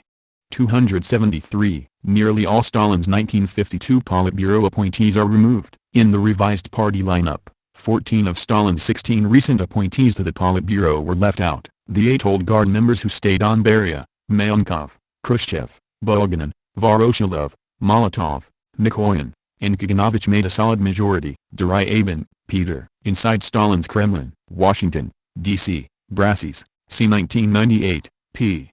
139. Beria opposed Stalin's policy of having different nationalities as heads of regions. Beria honored the desire of other nationality groups to have persons of their own blood heading the party in the republics. Stalin's practice of appointing party secretaries of the republics and oblasts regardless of their nationality groups had aroused much resentment. Ukrainians wanted a Ukrainian at the head of the party organization in their republic, Tadshiks a Tadzhik in their republic, and so on. Dryabin, Peter. Inside Stalin's Kremlin, Washington, D.C., Brassies, c. 1998, p.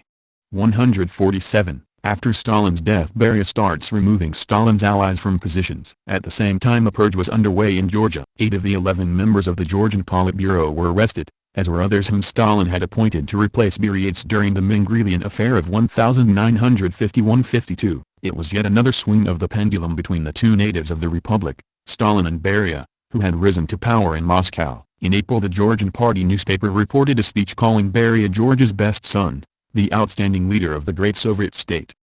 Dryabin, Peter. Inside Stalin's Kremlin, Washington, D.C., Brassies, c. 1998, p. 148. After Stalin's death, Beria starts acting like he is in charge of everything. Workers in communist East Berlin staged demonstrations, riots, and a general strike on June 17 to 19, 1953, against the work quotas and compensation scheme of the East German government. Soviet tanks and troops halted the disturbance, killing 16 rioters. On the first day of the disturbances, Beria dispatched Deputy Minister Kabulov with a group of 10 MGB officers to conduct on-the-scene investigations. Only after their departure, but before Soviet tanks and troops put down the uprising, was the Politburo told of Kabulov's mission. With the MGB and MVD under his command, Beria came within a hair's breadth of seizing control of the country. He planned to become the new Stalin, to achieve absolute power over the party apparatus from the Politburo down. Dryabin, Peter. Inside Stalin's Kremlin, Washington, D.C., Brassies, c. 1998, p. 148–149. Beria is responsible for the post-war crimes of the secret police in the Sioux. After all this time, it still seems important to the Kremlin that it prove and prove again Beria's guilt. But the case against Beria is carried one step further. Whether they are open critics or open defenders of Stalin, whether they speak as officials or as private citizens, everyone quoted in Soviet media shifts from Stalin to Beria the blame for many crimes by state security in the post-war years. Dryabin, Peter. Inside Stalin's Kremlin, Washington, D.C., Brassies, c. 1998, p. 172. Khrushchev says Abakumov was Beria's man. According to Khrushchev, Abakumov, who actually supervised the prosecution, in the Leningrad affair, was Beria's man. He never reported to anyone, not even to Stalin, without checking first with Beria. Dryabin, Peter. Inside Stalin's Kremlin, Washington, D.C., Brassies, c. 1998, p.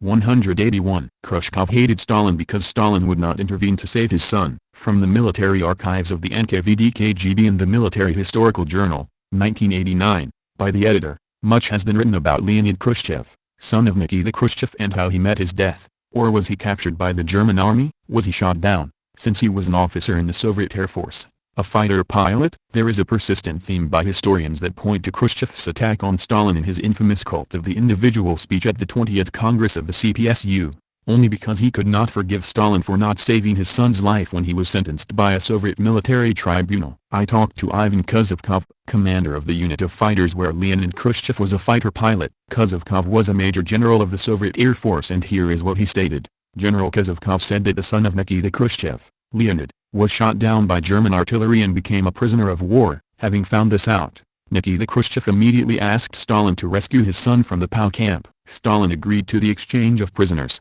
Thus Leonid Khrushchev was part of this exchange. But the KGB knew facts that were very critical of Leonid Khrushchev, because reliable information was that when Leonid Khrushchev was in the POW camp, he behaved extremely badly and was fulfilling practically the role of a quisling in order to get Soviet POWs to desert from the Red Army. He propagandized on behalf of Nazi Germany. According to the military tribunal and in accordance with military laws, Leonid was tried and was sentenced to death. Having found out about the military sentence against his son, Khrushchev pleaded with Stalin. According to the stenographic record in the files of the KGB, Stalin replied, "The guilt of your son is indisputable and I have no jurisdiction or right to overrule this sentence as prescribed by the military tribunal according to laws during wartime and hostilities." General Kuzovkov stated that because Stalin did not intervene or could not, this is why Khrushchev, besides other activities of his in the party, started this campaign against Stalin. General Kuzovkov showed me his personal records of the trial. All of this pointed to the guilt of Khrushchev's son, Lucas and Yukaz. Trans. And dead. Secret documents. Toronto, Canada, North Star Compass, 1996, p. 185-186. Lawsuits filed against anti-Stalinists for lying about Stalin. It was the trial of the season. Since the rise of Gorbachev, a retired lawyer from Kharkiv named Ivan Chekovtsov had filed repeated lawsuits against various intellectuals and newspapers for slandering Stalin. He made a career of these suits, 16 so far. I asked Chekovtsov why he bothered. Why was he spending all his money and energy filing suits and always losing? He looked at me, not angrily, but with a sort of kindly eye. I was a foreigner and didn't know any better. It is I who am restoring the historical truths, he said. I didn't know anyone who was repressed. In the press now they are saying that in every house everyone at least knew someone who was repressed. In Kharkiv, I investigated 150 households and not one said it was waiting for a knock on the door. These numbers you are hearing are all sensations, pure libel. During collectivization in 1929, my grandfather was kicked off his land and exiled. But people gave us clothing and food, and after 6 months we returned to the land. During the exile, my brother died of an inflammation of the lung, but my mother never blamed Stalin. It was the local officials. My mother is 86 and she understands this with her woman's mind. From the point of practical deeds, Stalin did more than even Lenin. But that, of course, is probably a matter of longevity. I get letters all the time from people nostalgic for the life under Stalin, their joy in labor and love of the motherland, how they lived with heads raised high and sang patriotic songs. Right now we don't hear anyone singing. And it's not that there is an absence of songs to sing, there is an absence of fate. You see, people forget. They need to be reminded. In the 30s, when I was in the Young Pioneers and in Komsomol, there was unprecedented patriotism in this country. There was a willingness to sacrifice personal needs for the good of the nation. People had in mind great aims and a wonderful future, and so they endured. Stalin is with us and Stalin will come. That is the mindset of a generation. We went into battle with his name on our lips. He took Russia, which had a wooden plow in its hands, and he left it with an atomic bomb. Such a man cannot be slandered. The young should learn their history. In the courtroom, I'd gotten a dinner invitation from a woman who described herself as a great lover of Stalin, Kira Korninkova Alexievna. But hadn't there been mistakes? I asked Kira Alexievna, did Stalin ever commit a mistake? Mistakes? She said, yes, he made one. He died too soon. Remnick, David. Lenin's Tomb, New York. Random House, c. 1993, p. 129-131, 133. Gorbachev shows his hatred of Stalin and socialism. I've, Chekovtsov, been told more than once that it is time to stop swearing allegiance to socialism. He, Gorbachev, was saying it now, 1990. Why should I? Socialism is my deep conviction, and I will promote it as long as I can talk and work. Remnick, David. Lenin's Tomb, New York. Random House, c. 1993, p. 149. Am I, Gorbachev, supposed to turn my back on my grandfather, who is committed to the socialist idea? And I cannot go against my father, who defended Kursk, forded the Dnieper River knee-deep in blood, and was wounded in Czechoslovakia. When cleansing myself of Stalinism and all other filth, should I renounce my grandfather and my father and all they did? Remnick, David. Lenin's Tomb, New York. Random House, c. 1993, p. 150. Yulia, who played the Snow Girl in a play with Gorbachev, said, the truth is, he was a very good actor. There was a time when he even talked with me and his friends about trying for a theatrical institute. Remnick, David. Lenin's Tomb, New York. Random House, c. 1993, p. 156. Gorbachev's first meaningful rhetoric of change in the thrust of Soviet foreign policy occurred during the 27th Congress of the Soviet Communist Party, which took place February 25 to March 6, 1986. March 6, 1986, then, should be marked as the beginning of the end of the Cold War. Gates, Robert. From the Shadows, New York. New York. Simon & Schuster, c. 1996, p. 380. Gorbachev resumed the campaign against Stalin and all his works, and a flood of documentary data was released. Service, Robert. Stalin. Cambridge, Mass. Belknap Press of Harvard University Press, 2005, p. 6. Gorbachev encouraged the intelligentsia to convince society that total repudiation of the Stalinist legacy was vital for the regeneration of Soviet society. Service, Robert. Stalin. Cambridge, Mass. Belknap Press of Harvard University Press, 2005, p. 596. Gorbachev went on to castigate Stalin as one of history's greatest criminals. Service, Robert, Stalin. Cambridge, Mass. Belknap Press of Harvard University Press, 2005, p. 596. Corruption took over the party only after the demise of Stalin. It was only in the post-Stalin era, after the violent period of collectivization and industrialization was over, that the party mafia structures took shape. Vladimir Zero-Leyanik, a famously honest investigator in the Russian prosecutor's office, published excerpts from his diary in Literaturnaya Gazeta described the rapid growth in the 1960s of the trade mafia, a pyramid of corruption that began in the Communist Party Central Committee and the top ministers and went all the way down to butchers, bakers, and grave diggers, with everyone getting a piece. Zero-Leyanik wrote of how one Central Committee member filled his bank account by selling mid-level positions in the ministries for 50,000 rubles a spot. Remnick, David. Lenin's Tomb, New York, Random House, c. 1993, p. 184. Yeltsin was as rotten as Gorbachev. Later, when he returned to power, however, Yeltsin lived no worse than Gorbachev did. He commandeered a splendid dacha, organized a regal caravan of limousines, and made a public show of his love for that proletarian game tennis. Yeltsin's new double-breasted suits and silk ties were also, one supposed, not available for rubles. Remnick, David. Lenin's Tomb, New York, Random House, c. 1993, p. 195. And as for Sobchak, Yeltsin's mayor of Leningrad, Nevzorov, host of 600 Seconds, an immensely popular program on Leningrad television much like 60 Minutes, said, his sole policy is survival at any cost. If the Germans attacked Leningrad again, he'd start learning German just to stay in power. Remnick, David. Lenin's Tomb, New York, Random House, c. 1993, p. 394. Sokolov, one of Yeltsin's aides, told Michael Dobbs of the Washington Post, when we were forming the new structures, we had to hire people from the old structures. Our supporters, the people who came to rallies and street demonstrations, didn't know anything about how to run a country. Remnick, David. Lenin's Tomb, New York, Random House, c. 1993, p. 505. When Gorbachev and Yeltsin took over, the Soviet people felt trapped and oppressed. The trap seemed inescapable as the system itself. For all the excitement in the big cities over glasnost and the new parliament, the great majority of the people in the Soviet Union felt trapped, cogs in a system that not only oppressed them, but also failed to provide a decent, minimal standard of living. Remnick, David. Lenin's Tomb, New York, Random House, c. 1993, p.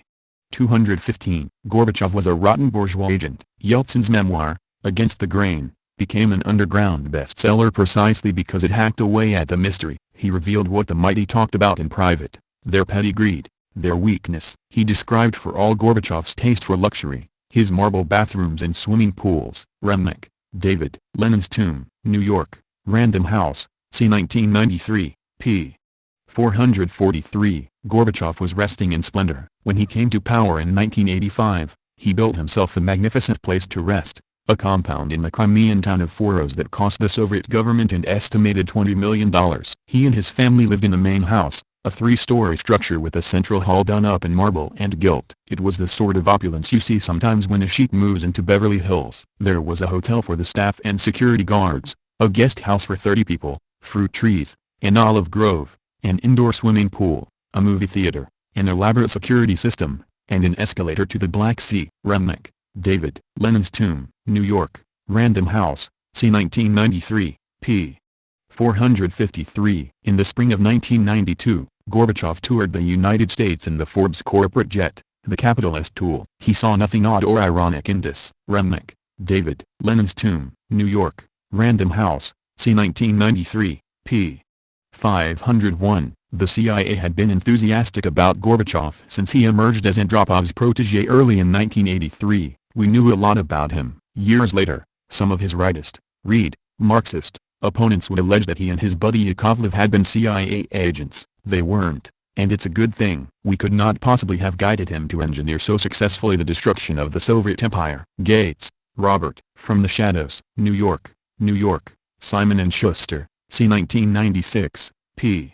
327. Gorbachev was allied with traitors early on. Mliner, a gray-haired intellectual living in Vienna when I saw him in March 1989, was a particularly thoughtful observer of Gorbachev during their university years. Mliner, who was Czech, had made it to Moscow as one of a small group of promising young East European communists. He lived across the hall from Gorbachev, taking a considerable risk at a time of Stalinist Cold War paranoia about spies and outside influences of any kind. Gorbachev formed a close friendship with Mliner. They were often in the same classes and small study groups, and they spent hours talking together, comparing experiences. Mliner, who would eventually become one of the leaders of the Prague Spring of 1968, was struck by Gorbachev's intellectual curiosity and openness. Smith, Hedrick. The New Russians, pt. 1, New York, Random House, 1990. p. 46. Khrushchev and Gorbachev joined hands to stab Stalin by removing his body. Khrushchev, still feeling threatened by the Stalinist wing of the party, played to Gorbachev and his generation as the hope of the future. In a highly symbolic gesture, the delegates Gorbachev included joined Khrushchev in a new act of de-Stalinization. They voted to remove Stalin's body from its honored place beside Lenin's in the mausoleum on Red Square. Smith, Hedrick. The New Russians, pt. 1, New York, Random House, 1990. p. 59. Grisham almost chosen over Gorbachev, but as the Politburo met through the night of March 10, 1985, Gorbachev's prospects were touch and go. He had exposed his own beliefs more and more, dropping the double life he had carried on within the party for so many years. Now, on the threshold of power, he faced the final obstacle. He was almost blocked by the aging, conservative Moscow party leader Viktor Grisham, whom Chernenko had tried to anoint before his death. Smith, Hedrick. The New Russians, pt. 1, New York, Random House, 1990. p. 76. Gorbachev got elected by devious means. Ligachev, then a strong supporter of Gorbachev, has reported that the Politburo was closely divided on the critical choice, and passed very anxious hours that could have come out with very different people on top. I have been told by well-connected party officials that Gorbachev's circle anticipated the close division as they watched Chernenko sink into a coma in the final days of his life, and that Chernenko's vital life support systems were pulled at a time when 3 Politburo conservatives were far from Moscow and unable to vote on the new leader. Sherbetsky, the Ukrainian party leader, was in San Francisco. Vorodnikov, future head of the Russian Republic, was in Yugoslavia, and Kunyaev, the Cossack party leader, was in his capital of Alma-Ata, several hours away from Moscow by plane. Whether or not it is true that Chernenko's life support was removed at a politically propitious time, the fact that Sherbetsky, Kunyaev, and Vorodnikov did not reach Moscow until March 11, after the Politburo had made its selection, unquestionably helped Gorbachev. By virtually all reckonings, at least 2 of them, if not all 3, would have voted against him. Shatrov, the playwright, has reported that the 8 Politburo members voting that fateful night were evenly split until the deadlock was broken by threats from KGB chief Viktor Cheburkov to expose corruption in Grisham's family. At the Central Committee meeting held to confirm the Politburo vote, the scales were tipped by former Foreign Minister Andrei Gromyko's stunning endorsement of Gorbachev as a skilled leader of the Politburo, nearly brilliant in foreign policy. Significantly, Gromyko did not review Gorbachev's record in agriculture, which was far from brilliant. In fact, Gorbachev had not been a good economic manager. But Gromyko praised his political finesse and hailed Gorbachev as a tough partisan, despite his nice smile, a man with iron teeth. Smith, Hedrick. The New Russians, pt. 1, New York, Random House, 1990. p. 77. Gorbachev did not know how to run the SU, but it was apparent from the beginning that Gorbachev didn't know what he was doing in economic matters or in dealing with the nationalities, and he never would. In addressing these realities, the CIA accurately described current developments and correctly forecast his failures. Gates, Robert. From the Shadows. New York, New York, Simon & Schuster, c. 1996, p. 345. On July 13, 1990, I sent President Bush a memorandum urging a change in the U.S. approach. I said that, at home, Gorbachev is increasingly viewed unfavorably by the public at large as indecisive, a chatterbox, a leader who offers no way out of the present sorry state to which he has brought the USSR. His effort to meld state socialism and regulated markets, and the incoherent mishmash of reform measures all have produced economic catastrophe. And, there is no indication that, in fact, he has the faintest idea of a way out. Gates, Robert. From the Shadows. New York, New York, Simon & Schuster, c. 1996, p. 495. Gorbachev begins the undermining of the SU and socialism. At home, Gorbachev would begin seriously in 1986 and 1987 to confront the 3 challenges, economic, political, and ethnic, that he would face throughout his time in power. In all 3, unknowingly and inadvertently, he would take actions that hastened the destruction of the Soviet Union. Gates, Robert. From the Shadows. New York, New York, Simon & Schuster, c. 1996, p. 382. But what even the optimists in the West did not fully grasp at the end of 1987 was that, unintentionally and inadvertently, Gorbachev's reforms were sowing the seeds of destruction of the Soviet Union. Gates, Robert, From the Shadows, New York, New York, Simon & Schuster, c. 1996, p. 388. And so, as Gorbachev in 1986 and 1887 began to dismantle the house that Stalin built, he unconsciously accelerated the demise of the entire system. Gates, Robert, From the Shadows, New York, New York, Simon & Schuster, c. 1996, p. 389. Gorbachev would now use his authority as General Secretary of the Communist Party to dramatically weaken its role and power in governing the Soviet Union, to take it out of day-to-day management of the country altogether. If he could not change the party, he would hobble it and then leave it behind. Gates, Robert, From the Shadows, New York, New York, Simon & Schuster, c. 1996, p.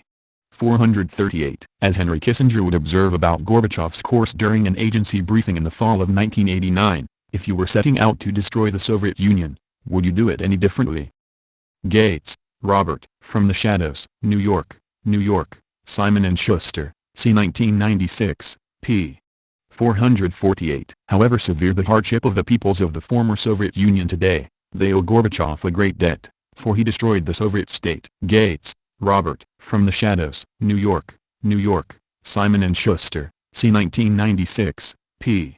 555. Khrushchev hated Stalin and lied about him. It is apparent from the speech at the 20th Congress as well as from later speeches that the young Khrushchev's passionate devotion to Stalin had long since given way to carefully concealed emotions of hostility and fear. Stalin repeatedly mocked the simple-minded Nikita, frequently in a humiliating and insulting manner. "Nikita, dance for us," demanded Stalin during one of his usual soirees when the news came that Kiev had been taken. Khrushchev described how Stalin would sometimes summon him to the southern dacha near Sukhumi, or to some other place, make him wait in a reception room for several hours, and then, casually walking past him, would ask in a surly tone, "What are you doing here? Go back."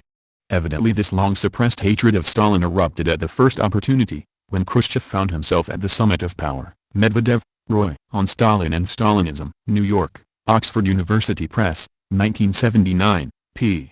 166.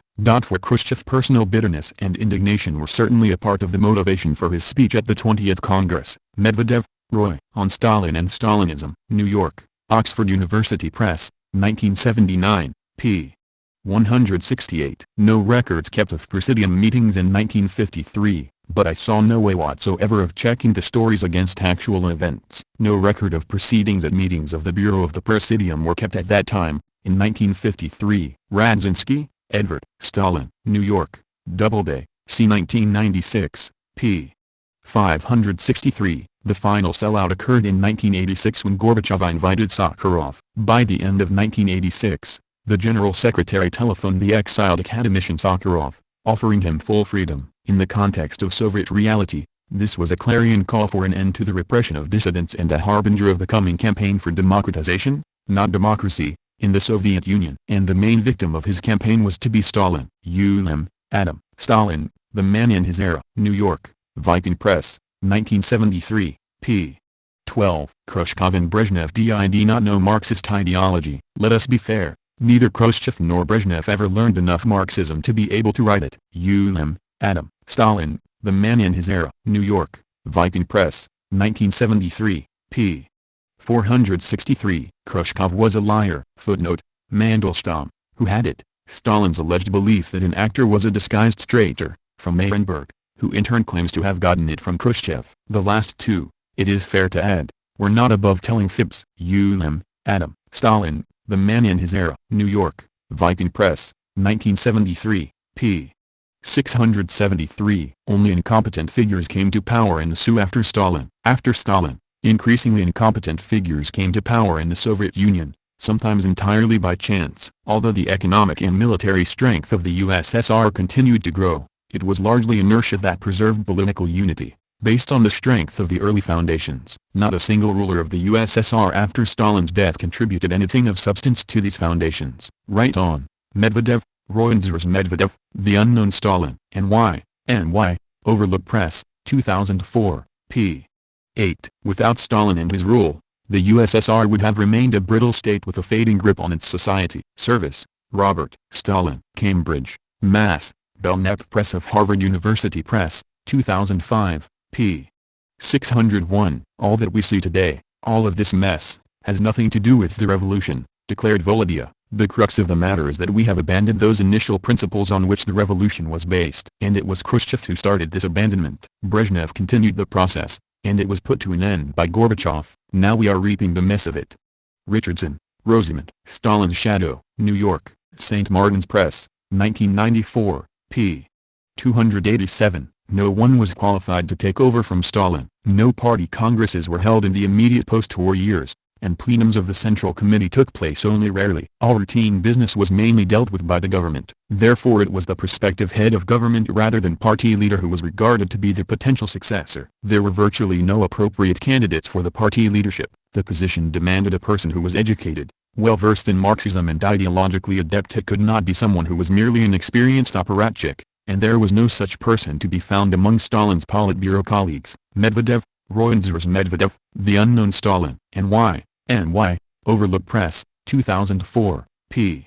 58. Khrushchev was an ignorant country hick. Khrushchev himself hardly ever wrote letters, articles, or reports. After he dictated a draft to a stenographer, numerous aides would then edit the text. Khrushchev's Russian was that of an uneducated man. He came from a poor peasant family and only went to a village school for about 2 years. Although he could read, he was unable to write grammatically, which explains why no handwritten documents were found after his death in 1971. Medvedev, Royenders Medvedev, The Unknown Stalin, N.Y., Overlook Press, 2004, p. 94. Stalin regarded this dynamic cannonball of a man as a semi-literate peasant. Khrushchev's as ignorant as the Negus of Ethiopia. He told Melnikov, Montefiore, Sebag, Stalin, The Court of the Red Tsar, New York, Knopf, 2004, p. 600. Molotov was the only one who sincerely wept at Stalin's funeral. Molotov, with his Jewish wife, was no longer regarded as a danger by the pretenders. In any case, he was not possessed by the same thirst for power as the others. He was the only one of them who sincerely wept for Stalin when he died. He took his setbacks calmly and always had the air of not worrying about them. Beria, Sergo. Beria, my father, inside Stalin's Kremlin, London, Duckworth, 2001, p. 188. Melnikov, my father, and Molotov delivered their funeral orations standing on the mausoleum. I listened attentively. I detected no emotion in my father's address. Molotov alone visibly felt sincere sorrow. Beria, Sergo. Beria, my father, inside Stalin's Kremlin, London, Duckworth, 2001, p. 249. Stalin might have been poisoned because his stomach was bleeding. On the 5th of March, Stalin suddenly paled and his breathing became shallower with longer intervals. The pulse was fast and faint. He started to wiggle his head. There were spasms in his left arm and leg. At midday, Stalin vomited blood. The latest research has uncovered a first draft of the doctor's medical notes, which reveal that his stomach was hemorrhaging, a detail deleted from the final report. Perhaps it was cut because it might suggest poisoning. Montefiore, Sebag, Stalin, The Court of the Red Tsar, New York, Knopf, 2004, p. 646. December 21 was the 126th birthday of Soviet leader Joseph Stalin. Historian and publicist Nikolai Dobryuka says the Kremlin archives contain documented evidence proving that Stalin was poisoned. The discovered documents absolutely disprove all affirmations saying that Stalin died of cerebral hemorrhage caused by his poor health. These documents are the records of Stalin's medical examination within the period of over 30 years. These documents also demonstrate that Stalin was not at all apprehensive of medical examinations and was not afraid of receiving treatment of doctors as it was rumored. It was also said that for fear to visit doctors Stalin often resorted to self-medication. In fact, highly qualified doctors were called for in case of Stalin's slightest indisposition and had close medical examination of the high-ranking client all day round. Records made in September 1947 state that Joseph Stalin had initial-stage hypertension, also chronic articular rheumatism and over-fatigue. Dr. Kirillov made a record of Stalin's blood pressure 145/85 which was excellent for his age of 67 at that time. At the age of 70, Stalin's blood pressure made up 140/80 and the pulse made up 74 beats per minute before taking bath. After the bath, blood pressure dropped to 138/75 and the pulse made up 68 per minute. The Soviet leader did not complain of bad sleep, had regular bowel movements and was fine in general. The medical records show Stalin had a blood pressure of 140/80 and the pulse 70 beats per minute at the age of 72. At that, the latter measuring was made when Stalin had flu and fever. It is unlikely that younger and healthier people can register similar showing, and this is astonishing that no other medical record mentions of the initial stage hypertension of Stalin. It was not true when some people stated that Stalin was seriously ill, especially after the dramatic stress he endured during WEI. These talks appeared as soon as bulletins about Stalin's health were published for the first time on March 4, 1953. These official bulletins stated that on the night of March 2 Joseph Stalin had cerebral hemorrhage caused by his hypertension and atherosclerosis. The false statements were encouraged by Lavrentiy Beria and his protégés Melnikov and Khrushchev as soon as they became leaders of the country.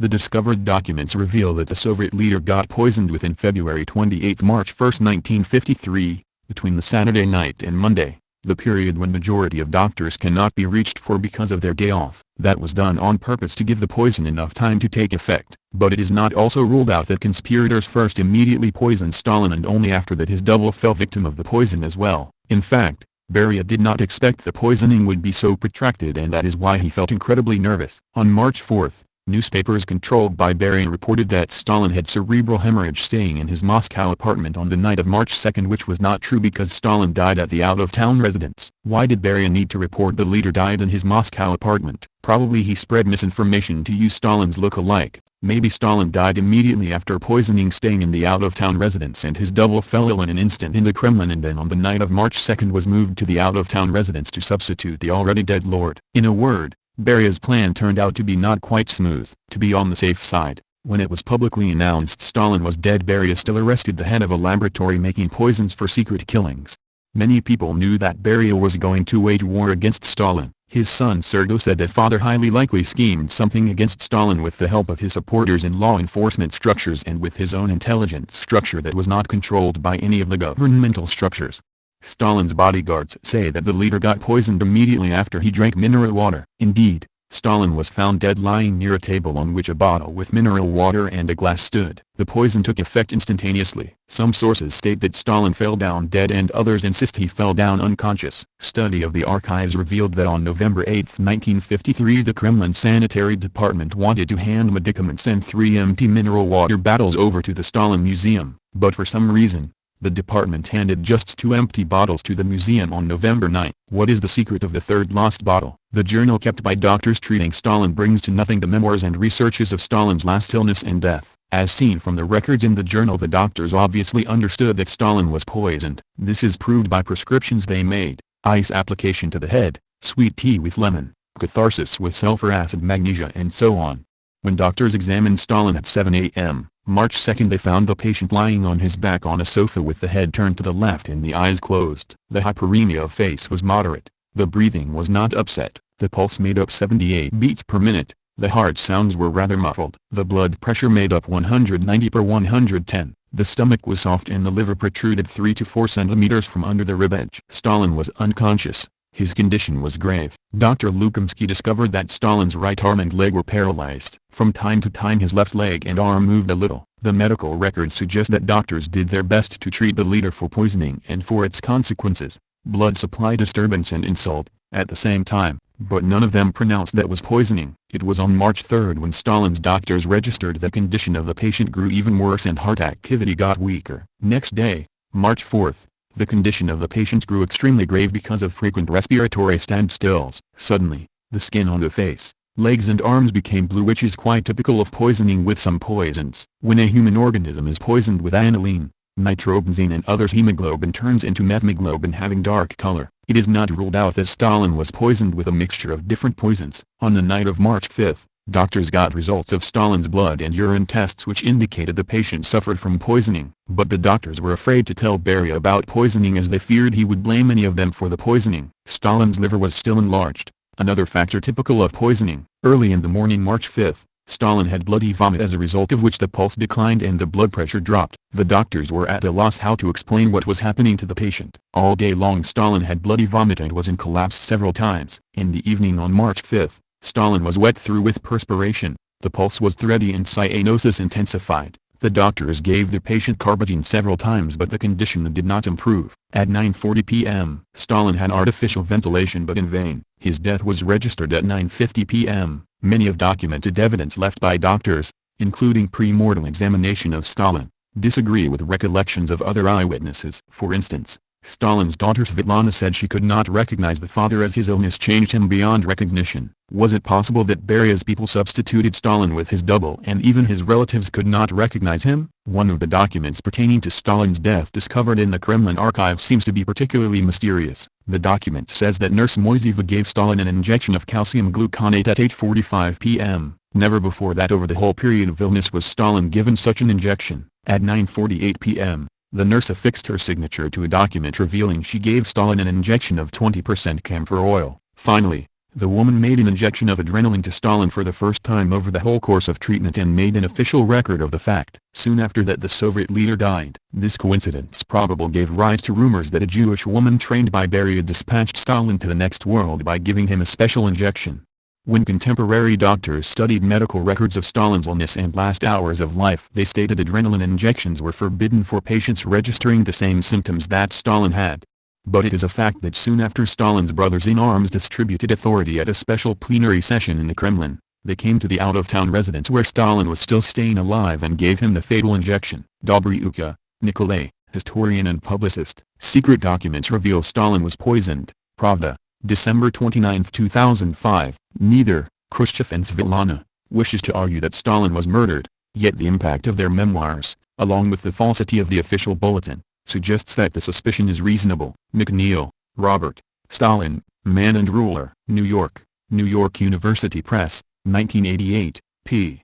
304. Such speculation cannot settle the matter, which probably never can be settled. If murder it was, the prime suspect as master plotter is Beria, who had good motive not to reveal his secret to anyone but a few executioners, who probably became suicides soon after the event. McNeil, Robert, Stalin, Man and Ruler. New York, New York University Press, 1988, p.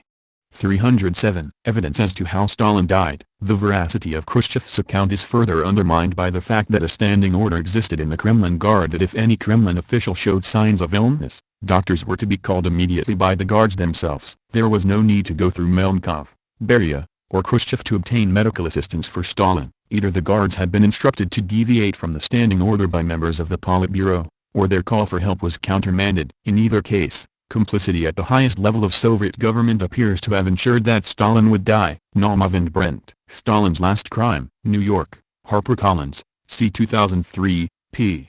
317. The stated time of the doctor's arrival at Stalin's bedside, in the history of the illness of Stalin, provides the first documentary confirmation that while Rybin's account may be inaccurate, Khrushchev's account is false. Naumov and Brent. Stalin's Last Crime. New York, HarperCollins, c. 2003, p. 319. Khrushchev's account is made more questionable by the fact that the doctors did not find a high alcohol level in any of their numerous analyses made of Stalin's urine or blood. Nothing supports Khrushchev's statement that Stalin was pretty drunk by the time their dinner broke up. Nothing confirms Khrushchev's story that before he died, Stalin pointed to a picture of a little girl feeding a lamb from a horn in order to show appreciation to his colleagues who were caring for him. Then he began to shake hands with us one by one. I gave him my hand, and he shook it with his left hand because his right wouldn't move. By these handshakes he conveyed his feelings. Touching but not true. Naumov and Brent. Stalin's Last Crime. New York, HarperCollins, c. 2003, p. 320. The fact that no two accounts of his, Stalin, death correspond and that much of the final medical report was never disclosed may be the result of faulty memories and the inveterate conspiratorial nature of the Soviet government. Naumov and Brent. Stalin's Last Crime. New York, HarperCollins, c. 2003, p. 322. Failure of Politburo to act implies they might have let Stalin die. For whatever reason, it was hours before doctors were summoned to care for Stalin. The precise time of their advance is in dispute. In any case it is clear that Presidium members were not quick to arrange for such assistance. This gave rise to the suspicion that they deliberately let Stalin's condition deteriorate. Service, Robert. Stalin. Cambridge, Mass. Belknap Press of Harvard University Press, 2005, p. 584. Although an autopsy was carried out, the report has never been found. This would be more than enough to induce suspicions. Furthermore, the 10 doctors who cared for him at the end composed a history of his illness. Yet it was not completed until July, and has only recently become available. Its plausible conclusion was that Stalin died of natural causes, but the delay in composition was odd. as was the loss of the autopsy document. Perhaps something important was being covered up. Service, Robert. Stalin. Cambridge, Mass. Belknap Press of Harvard University Press, 2005, p.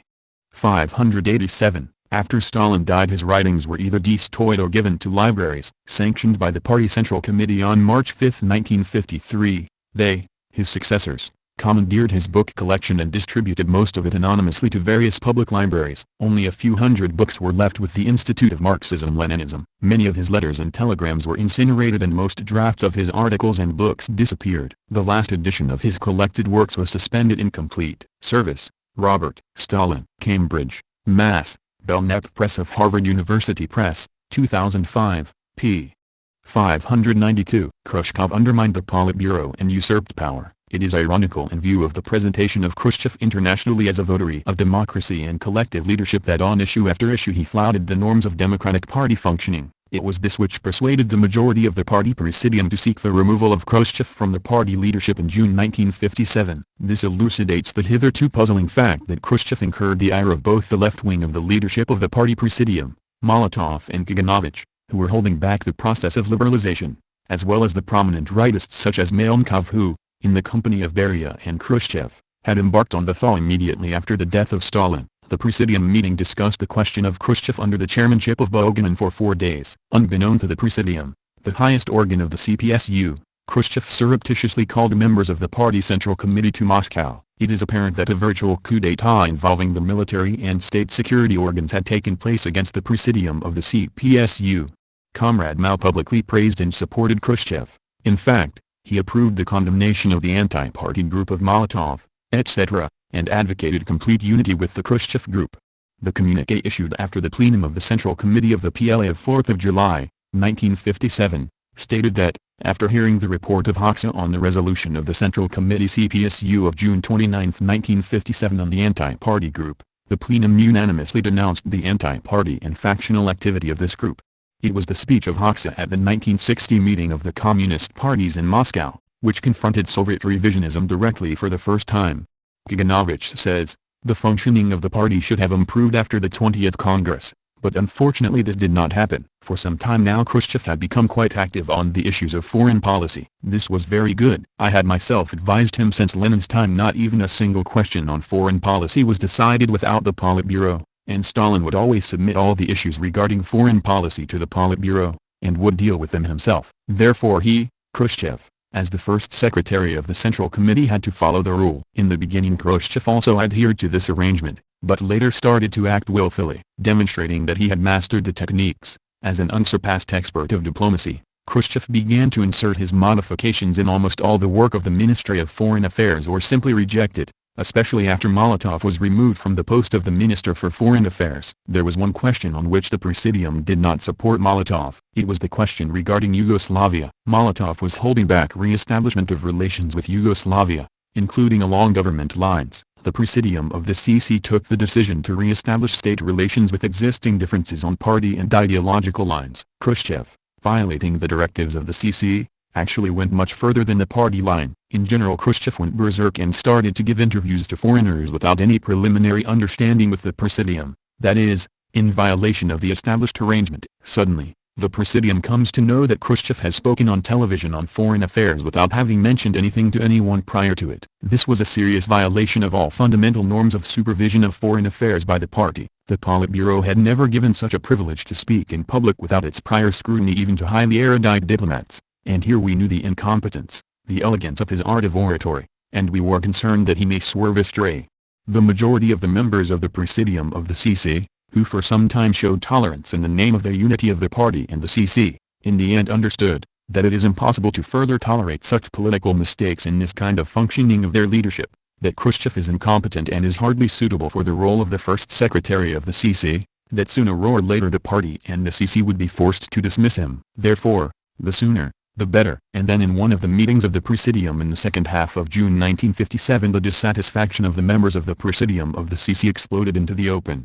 And then Khrushchev stood up and started chastising one member of the Presidium after another. He got so carried away that even Mikoyan, who was adept at fast maneuvering, had to pacify Khrushchev. At this point of time the members of the Presidium stood up and declared that it is impossible to work in this way. And let us first discuss Khrushchev's behavior. A proposal was made that the chairmanship of this meeting be given to Bulganin. It was accepted by the majority in the Presidium, and certainly, without any prior conspiracy. After Bulganin took up the place of the chairman, Malenkov was the first to address the House. "You know, comrades," Malenkov said, "that we supported Khrushchev. I and Comrade Bulganin proposed to elect Khrushchev as the first secretary of the CC. But now I can see that I made a mistake. He has shown his inability to head the CC. He is committing mistake after mistake in his work. He has become arrogant. His attitude towards the members of the CC has become intolerable, especially after the 20th Congress. He is displacing the state apparatus and directly issues orders superseding the Council of Ministers. This is not party supervision over the Soviet organs. We should take a decision to relieve Khrushchev from his responsibility as the first secretary of the CC." This is a very short description of the speech by Malenkov as of other comrades too. It was Comrade Voroshilov who spoke after Malenkov. He said that he willingly voted for electing Khrushchev as the first secretary of the CC and also extended his full support in the course of daily work. But he started to make mistakes. "I have come to the conclusion that it is necessary to relieve Khrushchev of the responsibilities of the first secretary of the CC. Comrades, it has become impossible to work with him." He described how and when Khrushchev had shouted at him, acted brashly and even rudely. "We cannot anymore tolerate all this. Let us decide." He concluded. Kaganovich spoke after Voroshilov. "The issue under consideration is difficult and painful. I wasn't among those who proposed the name of Khrushchev for the first secretary of the CC. Because I know him for a long time with all his positive and negative characteristics. But I voted for the proposal, as I considered that responsibility obliges the leader to grow in the process of work. I knew Khrushchev as a modest person and a tenacious learner, who grew and came to be an able leader at the Republican, provincial and the Union level as a secretary of the CC in the collective secretariat of the CC. After his election as the first secretary he demonstrated for some time his positive characteristics,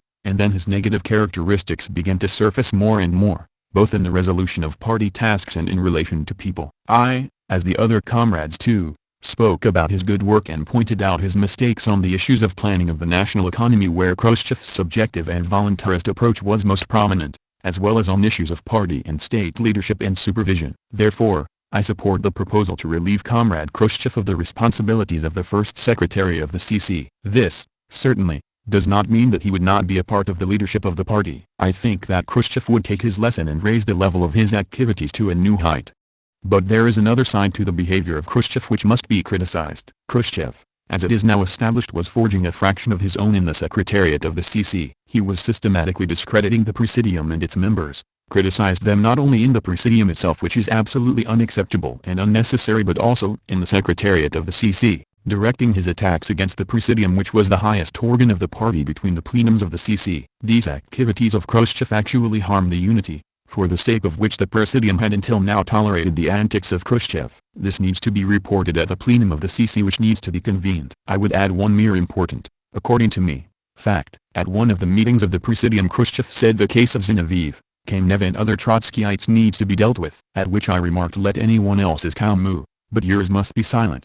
Khrushchev exploded and began to shout, "What are you hinting at? I am fed up of all this." At that time in the Presidium I did not clarify what I was hinting at, but I would explain now. Khrushchev was a Trotskyite during 1923 to 1924. In 1925 he reviewed his views and confessed his sins. In the year 1925 itself I got acquainted with him in Donbass and I saw in him a genuine Leninist, a follower of the line of the CC of the CPSUB. His role first as the secretary of the CC of the Ukraine and then as the secretary of the CC of the CPSU in charge of the cadres played a prominent role in furthering his political career. I valued him as a capable worker of the party who had come out of the ranks of the workers. I did so because I thought that the party and the CC does not prevent people, who have made mistakes in the past but have overcome them, to grow. I informed Stalin about this, when at the Moscow conference Khrushchev was elected to the post of the secretary. Along with Khrushchev I met Stalin, and he, Stalin, suggested that Khrushchev speak about himself at the conference, and Kaganovich would confirm that the CC knows about it and trusts Khrushchev. This is how it happened. Certainly, the mistakes of the past are forgiven and not cited incessantly. The remarks made to Khrushchev at that time implied that he was a recidivist, and we were reminding him of old sins so that such relapses were not repeated. Molotov spoke after Kaganovich. However hard Khrushchev tried to provoke me, Molotov said, I did not give in to any aggravation of our relationship, but it appears that it is not possible to tolerate it anymore. Khrushchev has not only aggravated personal relations but also the relations within the Presidium as a whole in decision-making on crucial state and party matters. Comrade Molotov talked in detail on the issue of reorganization of management, considering it to be incorrect, and also talked about the erroneous view that he was against the development of, and the virgin lands. It was incorrect. What is true is that he objected to an unrestrained increase immediately to 20-30 million hectares, that it was better to concentrate in the beginning on 10-20 million, make appropriate arrangements in order to develop properly and obtain higher returns. Comrade Molotov also refuted the allegations that he was putting obstacles in the policy of peace, and that, evidently, this fallacy was needed for justifying the necessary steps in the sphere of foreign policy. His stand on Yugoslavia was related not to issues of foreign policy, but to the anti-party and anti-Soviet actions of the Yugoslavs, for which we criticized and continue to criticize them. It is impossible to work with Khrushchev as the first secretary, said Molotov. I am for relieving Khrushchev of the responsibilities of the first secretary of the CC. Bulganin spoke after Molotov. He began speaking by giving an account of the improper methods of supervision of the functioning of the state organs, including the Council of Ministers, and about the unfriendly attitude towards him personally. He spoke about the mistakes in a number of decisions. I, concluded Bulganin, fully agree with the proposal to relieve Khrushchev. Comrades Pervykhin and Saburov also spoke. Both of them declared that earlier they had good relations with Khrushchev, as Khrushchev with them. But now we see that Khrushchev has become arrogant and makes it difficult for us to work. Khrushchev should be removed.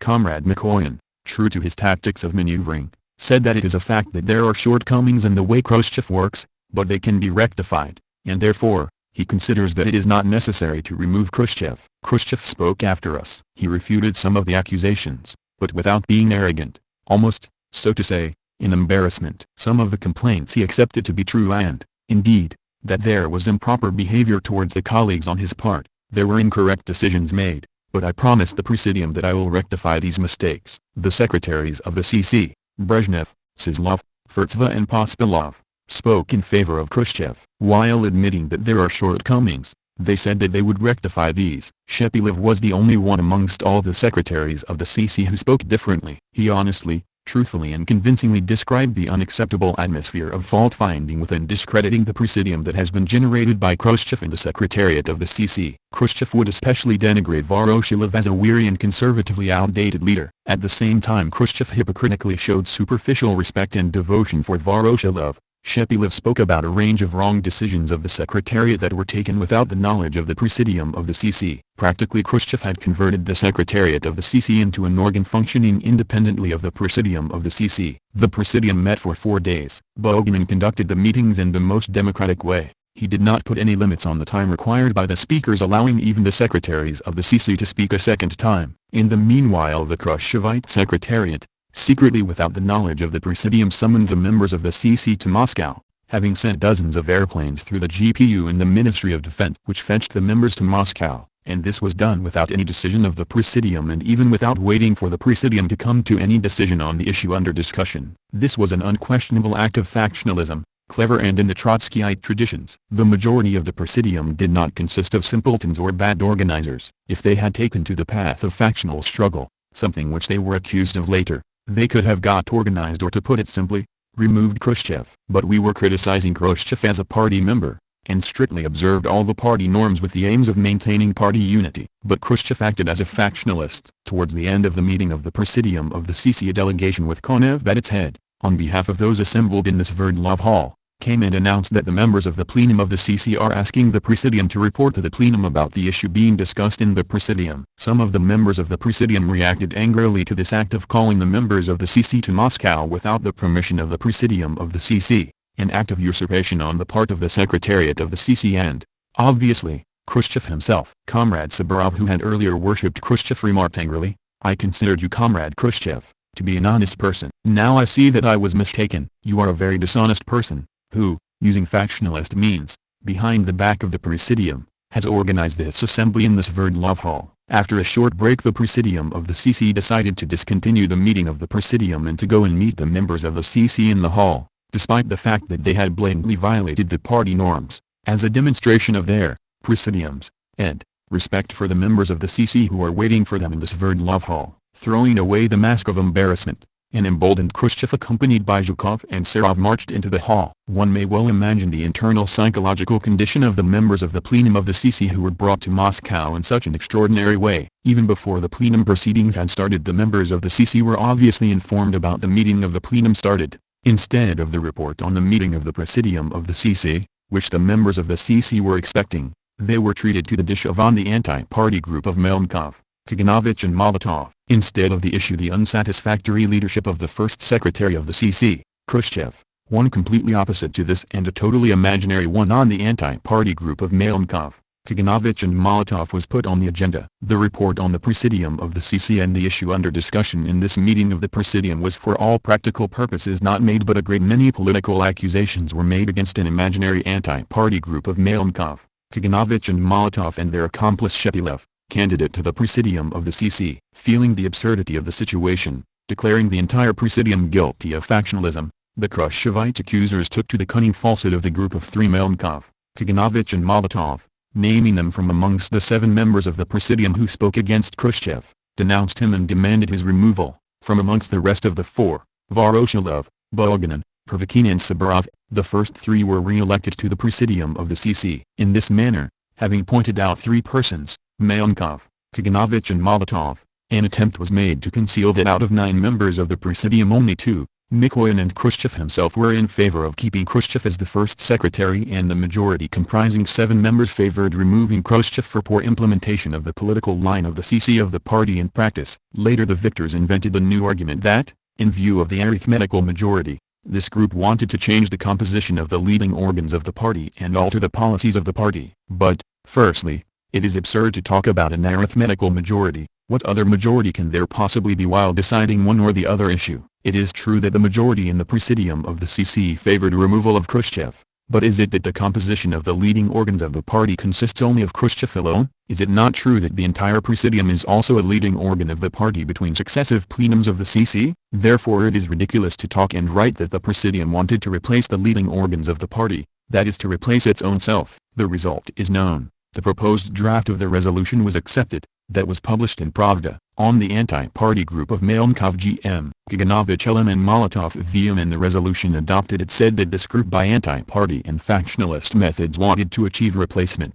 Is it possible to call the majority of the Presidium a faction? There are no facts given about factionalist methods. There were none. There were no groups, no special meetings of any groups, neither before nor after the official meeting of the Presidium, and there was no conspiracy. Had there been any faction, we are not all that bad organizers to have landed in such a situation, so that Khrushchev and his faction could have thus fooled us, the majority of the Presidium. It was actually Khrushchev and his accomplices who in an organized manner acted as a faction, having called secretly the members of the CC, without the knowledge of the Presidium of the CC. And we were not a faction but the majority, that defended the unity of the CC. We met and discussed and proved our points and strove to come to a decision without the factional cunningness used by Khrushchev and his sly advisers. One can say that after all Khrushchev is a shrewd person. Yes, but this is Trotskyite and anti-party shrewdness. However, realizing that by identifying only 3 members of the Presidium and then expelling them from the CC and its Presidium and sticking on them the factionalist and anti-party label is not convincing for the party, the new Khrushchevite leadership, even before it was elected, composed the draft of the resolution of the plenum of the CC full of falsehoods and political allegations against the so-called anti-party group of Melnikov, Kaganovich and Molotov. The draft was full of accusations which are not even worth being refuted, because they are all imaginary. Kaganovich, Lezer. Intro, by Vijay Singh. Recollective notes of Kaganovich, 1996. Hoxha attacks Khrushchev for wanting to copy Hitler. In regard to a number of special products of industry, Khrushchev said, among other things, "We must do as Hitler did." At that time Germany was alone and he produced all those things. We must study this experience and we, too, must set up joint enterprises for special products. For example, weapons. We could not believe our ears. Could it be true that the first secretary of the Central Committee of the Communist Party of the Soviet Union wanted to learn from the experience of Hitler and even recommended it to others? But this is what things were coming to. Hoxha, Enver. The Artful Albanian. London, Chatto and Windus, 1986, p. 165.